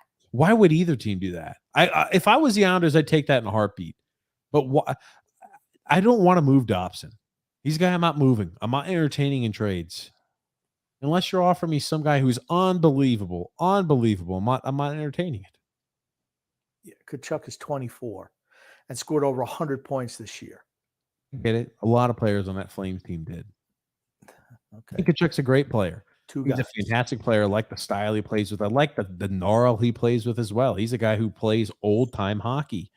No problem at all with it. But this is a guy, this is his first time in his career where he averaged more than a point a game. I'm not saying he's not going to be successful and a superstar player.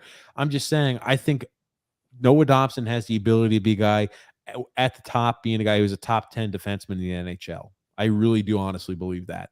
He provides the offensive punch. He's a quick, fast, big defender. I think that's a guy who could top out as around a top. I don't think Tkachuk is ever a top 10 forward in the NHL. I think Dobson could be a top 10 defenseman in the NHL. I think he's pretty close to a top 10 forward now. You think Tkachuk's a top 10 forward in the NHL? Overall? I mean, he plays a two-way game and scored over 100 points. I think he's really good. Edmonton would have given us a first for Varlamov. I don't think Varlamov didn't want to go to any of the Canadian teams. That's when you hold a gun to his head and assure him that either his name, his brains, or his signature is going to be on that contract to go to freaking Edmonton. Samsonov Field said Samsonov turned down more money than Toronto offered.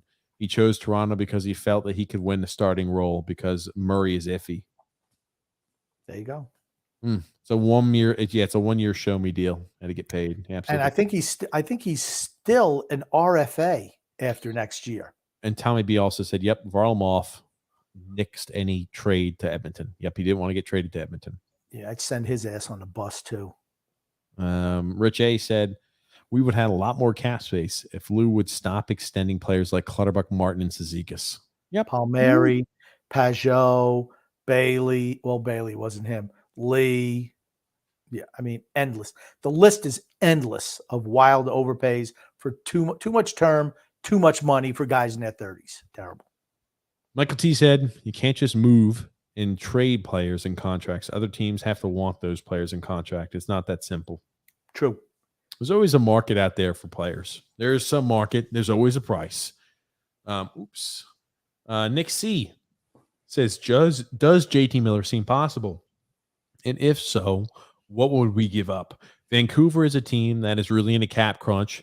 What type of trade would you guys want to be getting on JT Miller? I'd offer him straight up Bavillier for Miller. That's it. That's it. If they need the money that bad, that's what? $3 million difference in the cap? What's Miller making? 7? I think 7. Bavillier makes 4. That's it, straight up. If they're in a cap crunch, they have to do something, right? Oh, we're not the only team. We have money, but here's the thing: every other team that's in a cap crunch, they don't have to give away so many assets to make things happen. Only we do. Frank says, I don't want JT Miller. He's old. If you can get a deal, JT Miller for Anthony Beauvillier straight up, I take that in a heartbeat.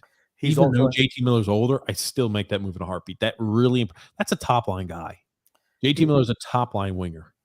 he's a UFA after this year. I understand. I do. Here, this is the way I look at it. If you get a guy like JT Miller and you only lose a Beauvillier is inconsistent at best, but at the trade deadline, if you're in contention, because I think JT Miller meshes better with Barzal than Anderson does. Wouldn't you agree? Agreed. Yeah. You're going to have more production at Barzal. You're going to have a guy who's a bona fide, point of game type of player in JT Miller. And, you can always add a piece at the trade deadline if you need it, if you're close enough. Because your defense and goaltending is going to be one of the best tandems in the NHL. I do firmly believe that. It's, do we score enough goals to be a threat? Are we going to be successful enough on a power play? Are we going to have the high-end offensive talent to be a threat on the power play? He makes 5.25. Oh, JT Miller does? Yeah. Okay. Yeah, so it's pretty close. So it doesn't Beauvillier really doesn't free up that much cap space for him then. Yeah. Nick C said, get JT Miller and trade away Bailey. Seems like an upgrade. Yeah, they don't want that. Yeah, unless you trade Bailey somewhere else, Bailey will not be an equal value for JT Miller. Yeah, agreed. Nick D said, you guys are missing out on a barbed wire match here between Chris Jericho and Eddie Kingston of AEW. Hold on, Chris Jericho still wrestles? Yeah, he's a Grizzly veteran now. SP said, TJ, it was reported that the list was not accurate. I guess for Tkachuk. Okay, fair enough. I have no idea. No one goes to the trade deadline perfectly constructed. Some teams go to the deadline and say, all we need is a bottom six guy. We've never been in a situation where we say we need a bottom six guy, and that really puts us over the top. We've traded for bottom six guys at the deadline, but we've never been a team where we're like, oh, yeah, we've got enough scoring threat. We got enough defensive presence. We just need a bottom six guy. Look at Colorado. Oh, we need Monson. We need a defenseman. One guy who's, just a plug and play defensive steady Eddie defenseman. Like, that's an easier find than saying, oh, yeah, we're going to need a guy like we need a first line winger player. How can we make that happen? Yeah. We end up with Kyle Palmieri. Good gracious. Toby O'Connor said, if we give up assets for Tarasenko, he needs to agree to an extension. Yeah, I'm sorry. He's going to be 31. How long of an extension? I'm fine with a 3 or 4 year, but Tarasenko won't be happy. That's right. He's going to want more than that. I guarantee you he's going to free agency. A long-term contract. He's going to free agency next year. He's not going to sign an extension. Time B says Tarasenko still wants to be traded. I don't know about that. I have no idea. But if they get Tkachuk, I think Tarasenko's as good as gone. I think that's the guy who's the odd man out. Rob A says clueless. Clueless. Brian J said Bailey is going to be here for his 1,000th game. Ugh. Drew L said Tarasenko is probably worth at least 2 or 3 firsts now. I don't know what his price is. That's a non-starter for me if it's that much. His price is going to be expensive. Oh, Brandon Gaines says no on Dahan. I don't, Brandon, I don't dislike Dahan. I don't, especially for the purpose we would use him as. If we're truly going to rotate the bottom line defense between Dahan and Salo, I'd be completely fine with that. Yep. Tarasenko will go back to Calgary, and they're going to have a ton of cap space. Yeah. Mm-hmm. I'm sorry. Go ahead, Grump. Right. That's a move I think that Calgary would definitely be on. Could you imagine what St. Louis would have to give up if Tarasenko doesn't go the other way? Multiple first-round picks, young players, prospects, etc. It makes more sense for them to send Tarasenko plus players and picks. Now, Calgary might want to say that Tarasenko has to sign an extension with them, though. Who's to say he won't? They've got cap space. They lost down on Johnny Gaudreau. They'd be losing a guy like Matthew Tkachuk. Right, but that'd be something that your guy to sign there long term. That's something that Calgary would have to say to St. Louis. Yeah, we're willing to make that deal, but we want some certainty that he's going to will you let us renegotiate a contract with him? And that has to be contingent for that deal to happen. You don't want to. I mean, you don't want to do what Snow did with Vanek back in the day. Yeah, not at all, because you always end up losing those if they don't sign back. You can't trade Wally, says Frank. Tarasenko has a no trade. Calgary is on his list, says Tommy B. Then that trade to them really doesn't make sense to me. I'm just not sure what is St. Louis going to have to give up? First round draft picks. More than that. Yeah, their probably. prospect pool is not deep. I would have said Robert Thomas. Was that? I would have said Robert Thomas, but he just signed him. He just signed an 8-year extension there, so that's not happening. I was about to say he's having off a career year, 77 points in 72 games. He signed that huge contract. He's not going anywhere. St. Louis doesn't have the prospects. They don't have like a deep prospect pool. They're a team that's been consistently drafting in the late 20s and trading away first round picks. Sound familiar? Except they have a more talented roster. You want to know the crazy thing is they've won. And Phil said Jordan Kyrou 75 points in 74 games. Do you think it's as simple as Jordan Kyrou? I don't. You're gonna have to give up a lot to get a guy like Tkachuk. Yep. I forgot who the guy he said was part of that deal. Matthew has said that package to Calgary is less than a three trade. If we get Tarasenko, then if we dealt with Calgary ourselves for Tkachuk. I don't know which trade scenario we're talking about. Oh no, Jeff's not on the Kool-Aid. Brian, Jeff's not on the Kool-Aid. He just, I don't know. People, that's always a criticism we get. You guys are very negative. That's true. We are very negative. But, I think we're justified. So does Grump. Somebody's got to be negative when there's so much positivity, when there's no reason to be. No one questions anything that the organization does. No one. I guarantee you we're not going to get through all the comments tonight. Well, shit. You just want to cut it off then? No, I'm just saying we're at 3 hours and it looks like we have another 500 comments yet. So it looks like we've got through 75% of the comments. Maybe. Oh shit, man. Okay. I'm just saying. And we're 3 hours in. We just look for any news on Jacob Chikrin. Any news on him? Says Christopher C. Jacob Chicken. I know what it needs. Jacob Chikrin. He's honestly, I don't even care anymore because he's not coming to the Islanders. Yeah. We don't need another defenseman. Nope. Rob A says true fans are honest. That's right, Rob. Tommy B. So then they don't get a deal done with us or without giving up Parayko or Kyrou. They're gonna have to give up a lot more than just Kyrou. Yeah, the kid he's like I said, I think he's a top 10 forward in the league. He does everything. Everything. He's physical, he plays defense, he scores goals, he assists, he's feisty. He's got a playoff caliber guy written all over him. Yes. JT Miller's already 29, has played a ton of games, won a huge contract, and you'll have to give him up 3 or 4 assets. No thanks. Yep. And remember, Elliot Friedman said that part of the hang-up was anybody trading for him. Can't talk contract. Yeah, and it's like, well, who's going to make that deal? That's why I say you know what that tells me? He's going to be a free agent next year. That's what it tells me. Toby O'Connor said last year was the first year I didn't go to a game since I was a little kid. Yeah. Matthew S. said, it's okay to criticize your team when they don't make necessary improvements and to be a fan. Yep. We want them to be good. That's all we want is them Islanders to be good. Dungoon says, I'll let you read that comment, Grump. Not sure this question was answered in the last episode. Is Lazy Lou reminiscent of M. Donald Grant, the jerk who turned Old Shea into Grant's tomb during the late 70s? No.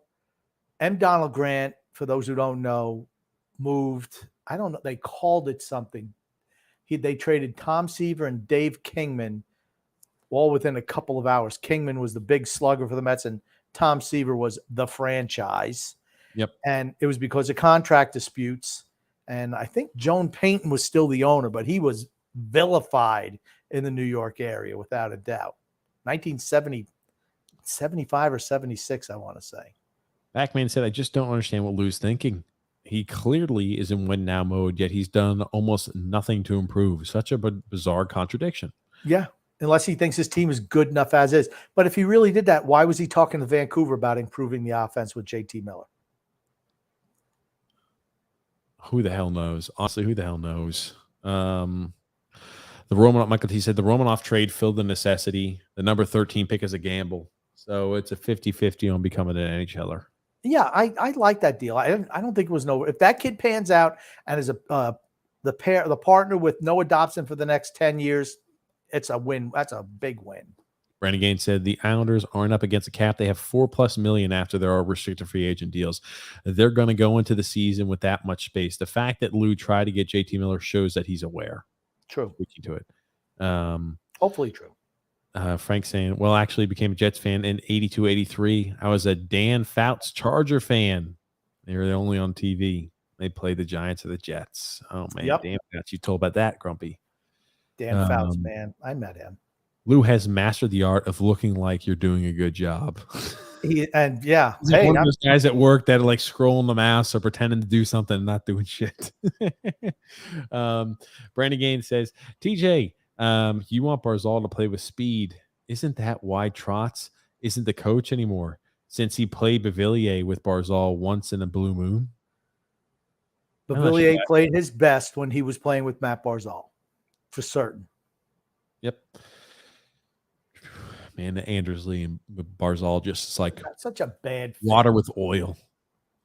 Pac-Man said, they never got anybody to play with Zygmunt Palffy. I never got anybody to play with Tavares other than a half year with Vanek, and never got anybody to play with Barzal. It's an organizational issue, isn't it? Stephen B says Matthew Tkachuk to the Blues, Tarasenko to the Islanders, and for a 2024 first round pick. Kyrou and the Islanders first from the Blues. Beauvillier to the Flames, the Islanders second. Again, look at this The though. Flames are going to get nothing back in return, man. So the Blues get First. Beauvillier. The Blues get Beauvillier. No, I'm sorry.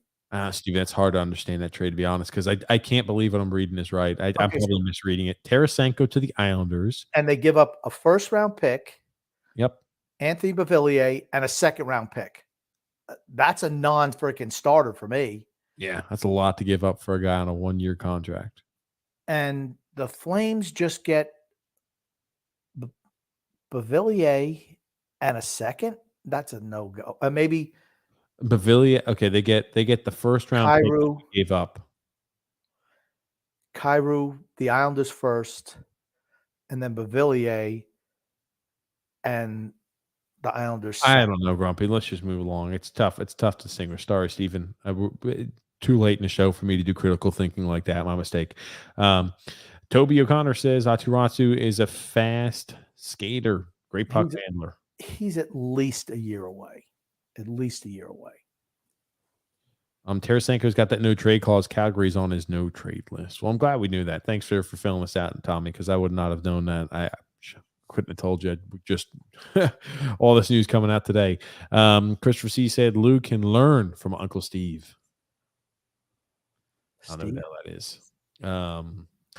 And Brian J says, hey, gents, realistically, how much leash does Lou have left if Barzal gets tired of not having a winger? I know ownership publicly supports him. They have to go. This is a big year. I think they should have already tried to negotiate an extension with Barzal. Maybe he's waiting until see if they do anything on the front line. But I'm going to tell you what, if you're him and you see them doing nothing to get you a first line winger, why would you sign back long term? And if he says, I'm not signing back, and you have to move him, this team is in full rebuild. Offensively, your defense is set going forward. It is. But you have nothing in the forward group.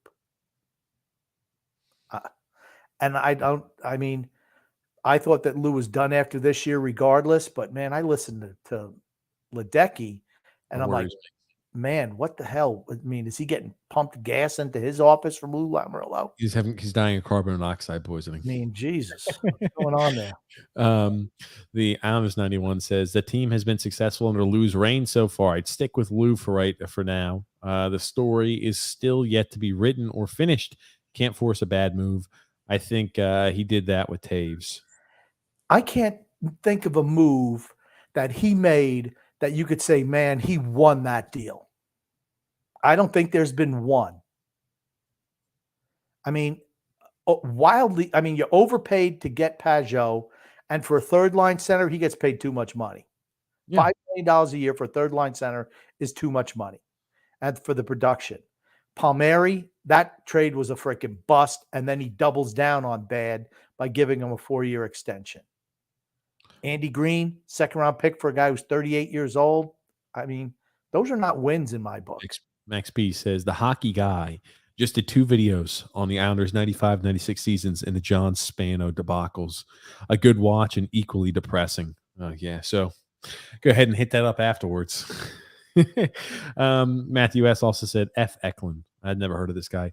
Nick C. says here, Dobson had a sophomore slump, then exploded the next year. Since Wallstrom had a sophomore slump, could we see and do the same as Dobson? I don't think he had a sophomore slump. It was Trotz holding him down. So it wasn't Trotz holding Wallstrom down last year. That's exactly what I think. The whole thing was Dobson wasn't playing great the beginning of last year either. Not until Barry went out and he played under Lambert and he just said, fuck it. I'm just going to do what I do. And then all of a sudden, as soon as Barry comes back, the training wheels were taken off because Lane Lambert gave him a shot. Islanders 91 said Kadri won't make the difference. I agree, he's not a fit unless the deal is short term. That deal won't go bad. That deal probably would go bad in the end. Yes, it would. He said Lou hired Trotz. He's batting 1 for 1. That's one of the best. That was the best move he's made. And what did they do? They restored legitimacy to the Islanders franchise. For that, I'll be eternally grateful to both guys. But you know what? At some point in time, it's like, okay, they served their purpose. Time to move on. Okay, Nick A. Here we go. Here we go. Nick A. Many thanks. He says a player who's drafted signs an entry-level contract with their team has their rights held by a team for a minimum of 7 years or until they're 25, whichever comes first. Once a player has reached the 7th year or 25-year-old benchmark, he becomes an unrestricted free agent when their contract expires. So he's got 1 year left on the deal. They've got to move him this offseason or this year. Well, they can move at the deadline. I'm just saying they don't have to move in a week. Oh, it's going to happen in 7 days. Okay, if you need to move them, it doesn't have to be in 7 days. They should have known this ahead of time, though. Okay? They should have known this ahead of time, and they could have moved him as the season ended. They could have been working the phones to move him. Now a lot of teams have spent more money. Free agency happened. They should have moved them before the draft. James Man saying, let's get Kadri and Tarasenko. Move Nelson to left wing with Barzal. Do it, Lou. Nelson doesn't fit with Barzal either. Absolutely does not. Frankie plays hard, battles hard. Reminds me of Capuano talking about Brian Strait. Brian Strait. I like Pajot over Kadri. Kadri's a better player than Pajot. I'd say. I like Pajot too. But he's not worth $5 million a year. Just isn't. Alex anyone said the guy does have a nice helmet, his firefighter helmet. It was cool. Yeah. Mike Lee says, I feel like I've been shadow banned because I have been positive. No, Michael T, you're not being That's not true. We put all your comments up there. Yeah, I'm sorry. I can't. There's some of them we actually agree on. I don't know what you're talking about, Michael. Ross Boss Johnston is not messing around. Let this man play a little more, says Alex anyone. Well, we signed freaking Matt Martin that 4-year contract, so we couldn't let him play. But why again? Okay, think about this. Ross Johnston, who I love as a player, has gotten 8 years worth of extensions from Lou Lamoriello, and he never plays. How is that? Why? Is it 8 years? I know it was at least 4. He signed 4, and he just signed another 4-year extension. Matt Martin. Matt Martin. No, Ross Johnston. When he came in, the first thing he did was sign Matt. No, he signed Johnson to a 4-year, $1 million a year extension. He just signed him again. Okay, doesn't matter. I trust you. Anthony F said Lou is rapidly aging. The game is too fast for him. I agree. Brian J said Soto's going to the Mets. Ugh. Michael T said replacing Char and Green with Romanoff and Sal will help the team offensively. Yes, it will. Amari Production saying, "What's up? What's up, Amari Production?" Rob A said the forwards are lacking that scoring punch. For certain, they are. Brandon Gaines saying, "Oh, for fuck's sake, Lou doesn't give a freak about Bailey's 1000th game milestone. Bailey would have reached it this year if he didn't get COVID. He wouldn't keep Bailey for a full season just for a freaking milestone." I know it's just fun to say though. Mario says, "What is the fascination with trading away Bavillier when getting rid of Lee would save more salary cap and space?" Bavillier has more value on the market as a younger player with a manageable contract, who does a lot of things really well. And Anders Lee has no value. Yeah, I mean, at his age, Very he's limited got value. the no trade clause. It makes way more salary for way more term. And teams don't want Anders Lee. They want guys like Bavillier, 24, 25 years old, still have upside. Okay. Let's take a look at these. Actually, this is yeah, John. I'm talking to Johnny, right? Now we're way close. Sorry, Johnny. I know you retired last year, but you come back into the house 5 years on a comeback to play defense, Johnny Boy Chuck. I don't know what you're looking at. Oh shit. They're just little memes. Okay. Talking about Johnny Boy Chuck, and then the next one is I try to get a deal. But being a general manager when you're 80 is wicked hard. Wicked hard. I wonder what Scott Stevens is up to. Yeah, Scott Stevens. He was a great player. Pac-Man says I kind of sort of rationalize with most of the contracts, but Martin and Clutterbuck deals are just horrible. Locking up fourth liners into the mid-30s. It's just so dumb. What about Casey Cizikas? A 6 freaking year deal for a fourth line center. Shoot yourself in the head making that deal. That's terrible. SP said every year they say the Penguins and Capitals will fall off, and they never do. That's right. Every single year. Not until you see their big guys disappear off that team. Fode Group is embarrassing. Oh, I'm sorry. Fode Group is embarrassing, says SP. Yeah, absolutely is. Frank saying, I like Salo. He's got amazing skating ability and skating move, and he does once in a while. It says a lot. He could skate well. Yeah. He needs more work. That's why I'm saying bring DeHaan in. Let him learn in the NHL. Alice 91 said adding a forward who can score is a big need. SP also says, yeah, TJ, a lot of idiots. I mean, people who had Islanders as a dark horse to win the cup. I was skeptical I was skeptical they'd even make the playoffs. I didn't think we were going to make the playoffs last year. Alice 91 said chemistry is an underrated factor, like Barzal, Bavillier, and Wallstrom. Not sure about Bellows. I guess we'll find out. I can't wait to watch Dobson. What Dobson can do when he doesn't have to cover up the entire defensive zone because Char races snails. True. Bob, son of Stan, says, hey guys, I got nothing new. Just how the F does Cizikas get a $2.5 million a year contract till he's 36 years old? How can Ledecky and Malkin sign off on something so stupid? $2.5 million in 5 more years. Yeah. He's another guy who has gotten 12 years worth of contracts with the Islanders organization playing the fourth line. I mean, holy crap. He stepped into some shit. And I like Casey Cizikas, but please, he's a fourth line center. Drew said, yeah, Grump did not seem too amused by my Lindy Ruff joke. I don't know. It's towards the end. Because it wasn't funny, Drew. Oh, damn. Just kidding. Drill said TJ and Grump, bottom pairing defensemen are called top 6. Top 4, yeah, I know the 2 above. Yeah, I know it's kind of weird. I just call them bottom pairing defensemen. I call them bottom 6, the bottom pair defensemen. The Alex 91 said Garcino set the team back a lot by not getting anything for Tavares. True. It's not right for anyone to be frustrated or angry with Lou as they were with Garth or Milbury before him. You realize the majority of this team that's still on the ice are Garth Snow guys. The vast majority. Yes, they're all look at all the players drafted really. Barzal, Gar Snow guy, Anders Lee, Gar Snow guy, Pavillier, Gar Snow guy, Brock Nelson, Gar Snow guy, Josh Bailey, Gar Snow guy, everybody on the bottom, on the fourth line, Gar Snow guy, defenseman, Pelican, Pulak, Gar Snow guys, Mayfield, Gar Snow guy, Sorokin, Gar Snow guy. I mean, almost the entire team, meaningful players on the entire And team. no adoption and Oliver Wallstrom too, because Technically, were drafted by Lamoriello. Okay, but here's the thing. He was there for a week. They just went with whatever the Islanders guys who were there told them. They were there for a week. He was signed for a week before the draft. No, they get no credit for those guys from me. Amar Production said, I'm pretty sure McKinnon's going to take a pay cut to stay with the Avalanche. Yep. I pretty much guarantee you he will not take a pay cut.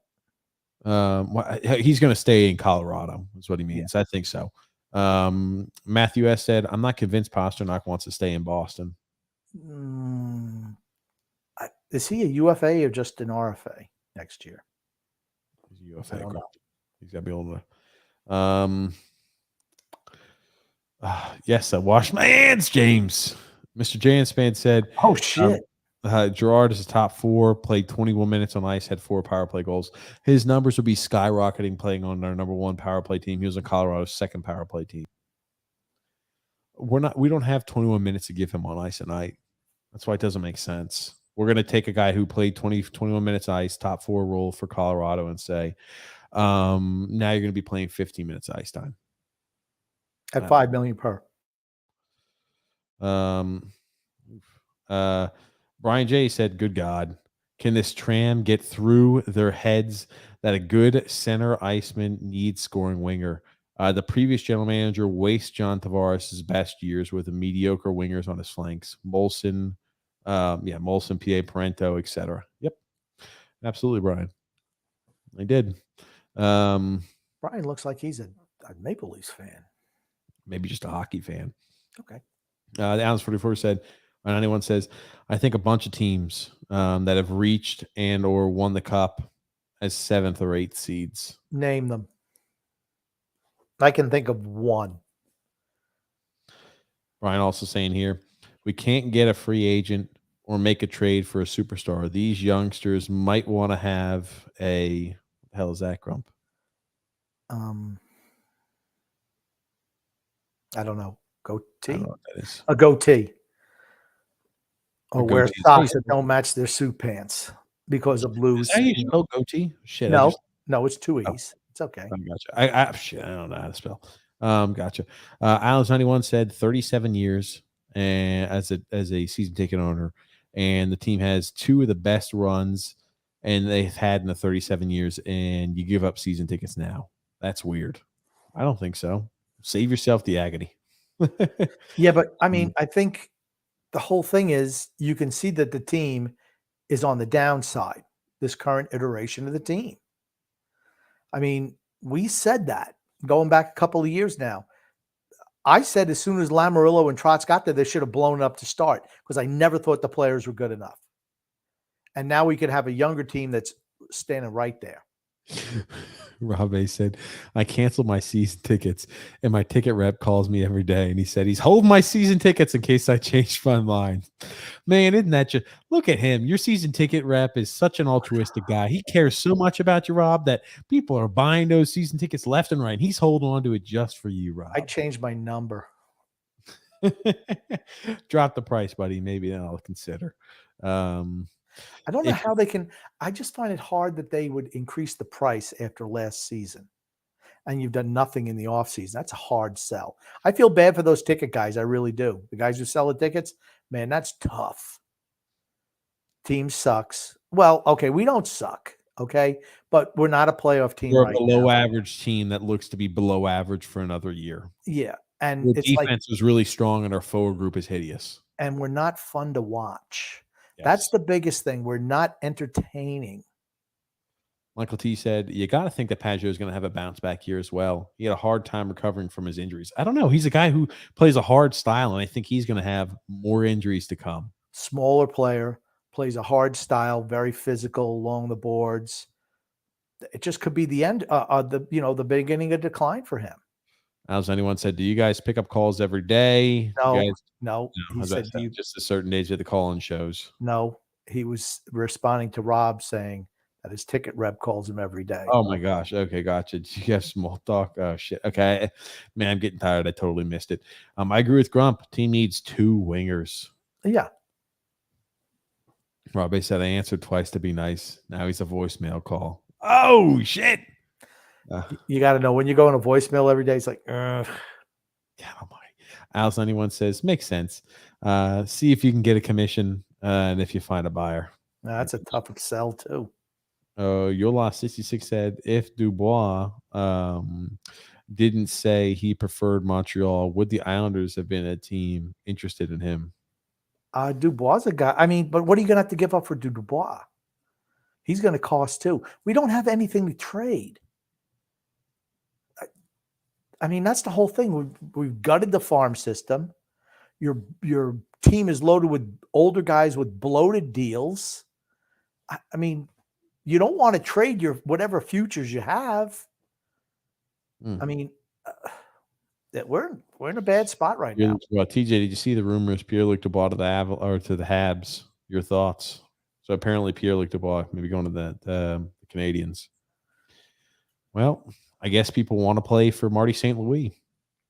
I don't have much else to say to that. He's been very vocal saying, I'm not going to bring too much structure. I'm going to let the talented players make the reads and do what they do. Oh, man. I tell players like that freedom and liberation of their game, I guess, which makes Montreal automatically a team that players want to go back and play for. Particularly offensive players. Yep.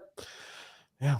David S. said, didn't Lou get the memo? We will call the Long Island Sound, not the Long Island Silent. Oh, boy. You guys, says David S. Thank you.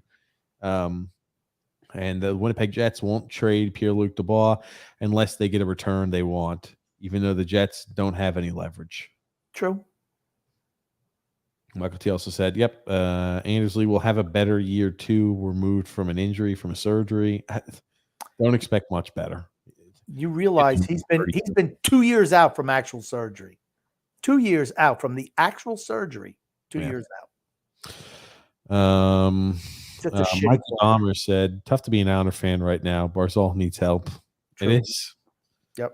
Bob Son of Sand said, you got to do something with Varlamov. He walks next year, and we get nothing. You move him at the deadline. I don't care, even if you're a playoff contender. I think you should have moved him in the offseason, because think about what Marc-Andre Fleury got at the deadline. Think about if he was under contract and he was moved this offseason. He would have got probably a first-round pick. At least a second. We got a second at the trade deadline, dude. People are getting seconds for a lot less talented goalies. Come on. I mean, I'm just saying, in next year's draft, even if it's a second-round pick, but you have to move him at the deadline regardless, because there's no way you re-sign him back. No way you re-sign him back. Matthew said St. Louis is going to have to give up Parayko and Kyrou to make that trade work cap-wise. Well, I'll be interested to see what a trade like that looks. Bob, Son of Stan said, did Lou say the forward group needs improvement? So he said it 4 years ago, 3 years ago, 2 years ago, 1 year. He says it every year. He never does anything to improve it. Alexander says Uncle Stam is Steve Cohen. Uncle Steve is Steve Cohen. My brain is fried. Sorry. Michael T says here, what do you guys think Barry Trotz being the general manager of the year? I can't think of anything worse than maybe Fredo being in charge. There's no way I'd want Trotz as GM. No freaking way. Just turn the freaking TV off. Slam the fucking remote. Turn the lights off. Bury the stadium and be like a pick up a new hobby. Pick up a new freaking hobby. Pick up a new hobby. There you go. Go watch Islander games. Only when you're really feeling like you need that punishment do you turn the Islander game on. Rob A said, congratulations on a very entertaining program. Thank you. Thanks, Rob. Thanks for stopping by. Andre M said, where do you think Tkachuk ends up? No St. idea. Louis has been rumored a lot, but who the hell knows? No idea. Pasta is an unrestricted free agent this offseason. Lou's failures are making me yearn for Snow as a general manager. Ugh. Whenever Snow made a deal, he won those deals. Snow should just be the guy in charge of the trades. He didn't make a whole lot of moves, but whenever he made one, he won those every single time. He never lost a trade. Never lost a trade. Son of Stan said, McKinnon a salary cut from $6.3 million. You got to be McKidding. I think he's going to take a cheap deal. I think he's not going to take a cheap deal. He's going to be. When I mean a cheap deal, maybe he's taking $10 million a year. I think that's a cheap deal for McKinnon. Okay. McKinnon. Okay, you talk about top 10. McKinnon's a top 5 forward. He's a top 5. He's top 5 forward in the league. You disagreeing? I think he's top 3 in the league. Okay, And I'm just saying he's gonna get maybe a $10 million a year contract. I think he's going to get more than that. I think he's going to get 11 or 12. Mm. He's going to get paid.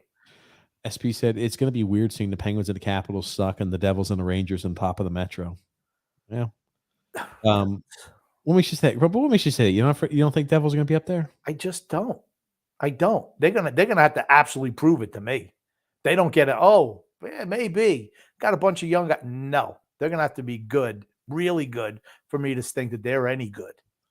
Brian J said, right, Grumpy, hockey fan, been Islanders since the glory days. Just so frustrated. Spano, Snow, Milbury, and now freaking Lou. Yeah, I mean, Lou served his purpose. Milbury, man, oh man, think about that. Think about how many GMs we've had in the history of this team.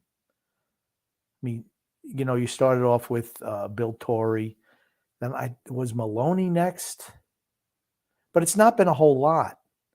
And except for Torrey, they've all been failures. I'll tell you.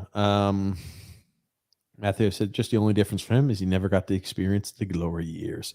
SP said, I don't want Pierre-Luc Dubois. He's done nothing with Columbus, and he's just stopped playing. Now he's saying that he wants to leave your team years before restricted free agency. The guy thinks every team has to bend to his whims. No, thank you. He's talented, though. Andrew L said, I'm TJ. I'm curious. Are you good at inline hockey or ice? What's your skating ability? I'm good at neither these days. I haven't gone skating in years. I couldn't skate. When I was younger, played in North Carolina, so the hockey talent wasn't good, but I was better at ice hockey than inline. It was good for the region, but it's like saying I'm the best football player in Alaska. Not really saying much. SP says, I trade a lot for Tkachuk. Guys like that don't go on the market very often. He's exactly what we need. But I'm not deluding myself. Why the hell would he want to come here? You just said it all, summed it all up. SP said the Devils have Hughes, Heischer, Holtz, Mercer, Nemec, Hamilton, Sarangovich, and they don't have more than 2 players over 30. It's not that they don't have talent on the team. It just seems like it doesn't fit together. It's going to fit next year because they had too many injuries, dude. Look how many injuries they had last year. Come on. Okay. All right. Yola66 says, thanks for the great show, folks. Wish you the best to your Islanders. Jets fan. Thanks there, Yola66. Make sure to check out we're here at the end, Grub. We finally got through the comments. Sorry we skipped through some, but I couldn't be on here for 4 hours this evening. We're getting late my time and I got to eat. But Grump, before we wrap things up today, thank you everybody who stuck around, watch the show. If you're new to the channel, we invite you to subscribe. We invite you to subscribe on YouTube, to like on Facebook, and to follow on Twitter. Also, make sure you check out the show TJ and the Grumpy Old Man. That is an everything sports podcast.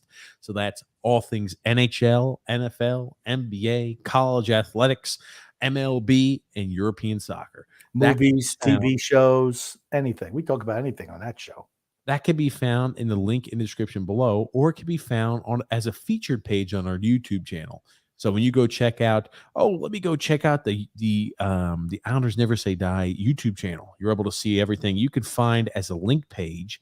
You could find right down here the TJ and the Grumpy Old Man podcast. Make sure you give that a look. Make sure you subscribe. We go live tomorrow, 9 p.m. Eastern Standard Time.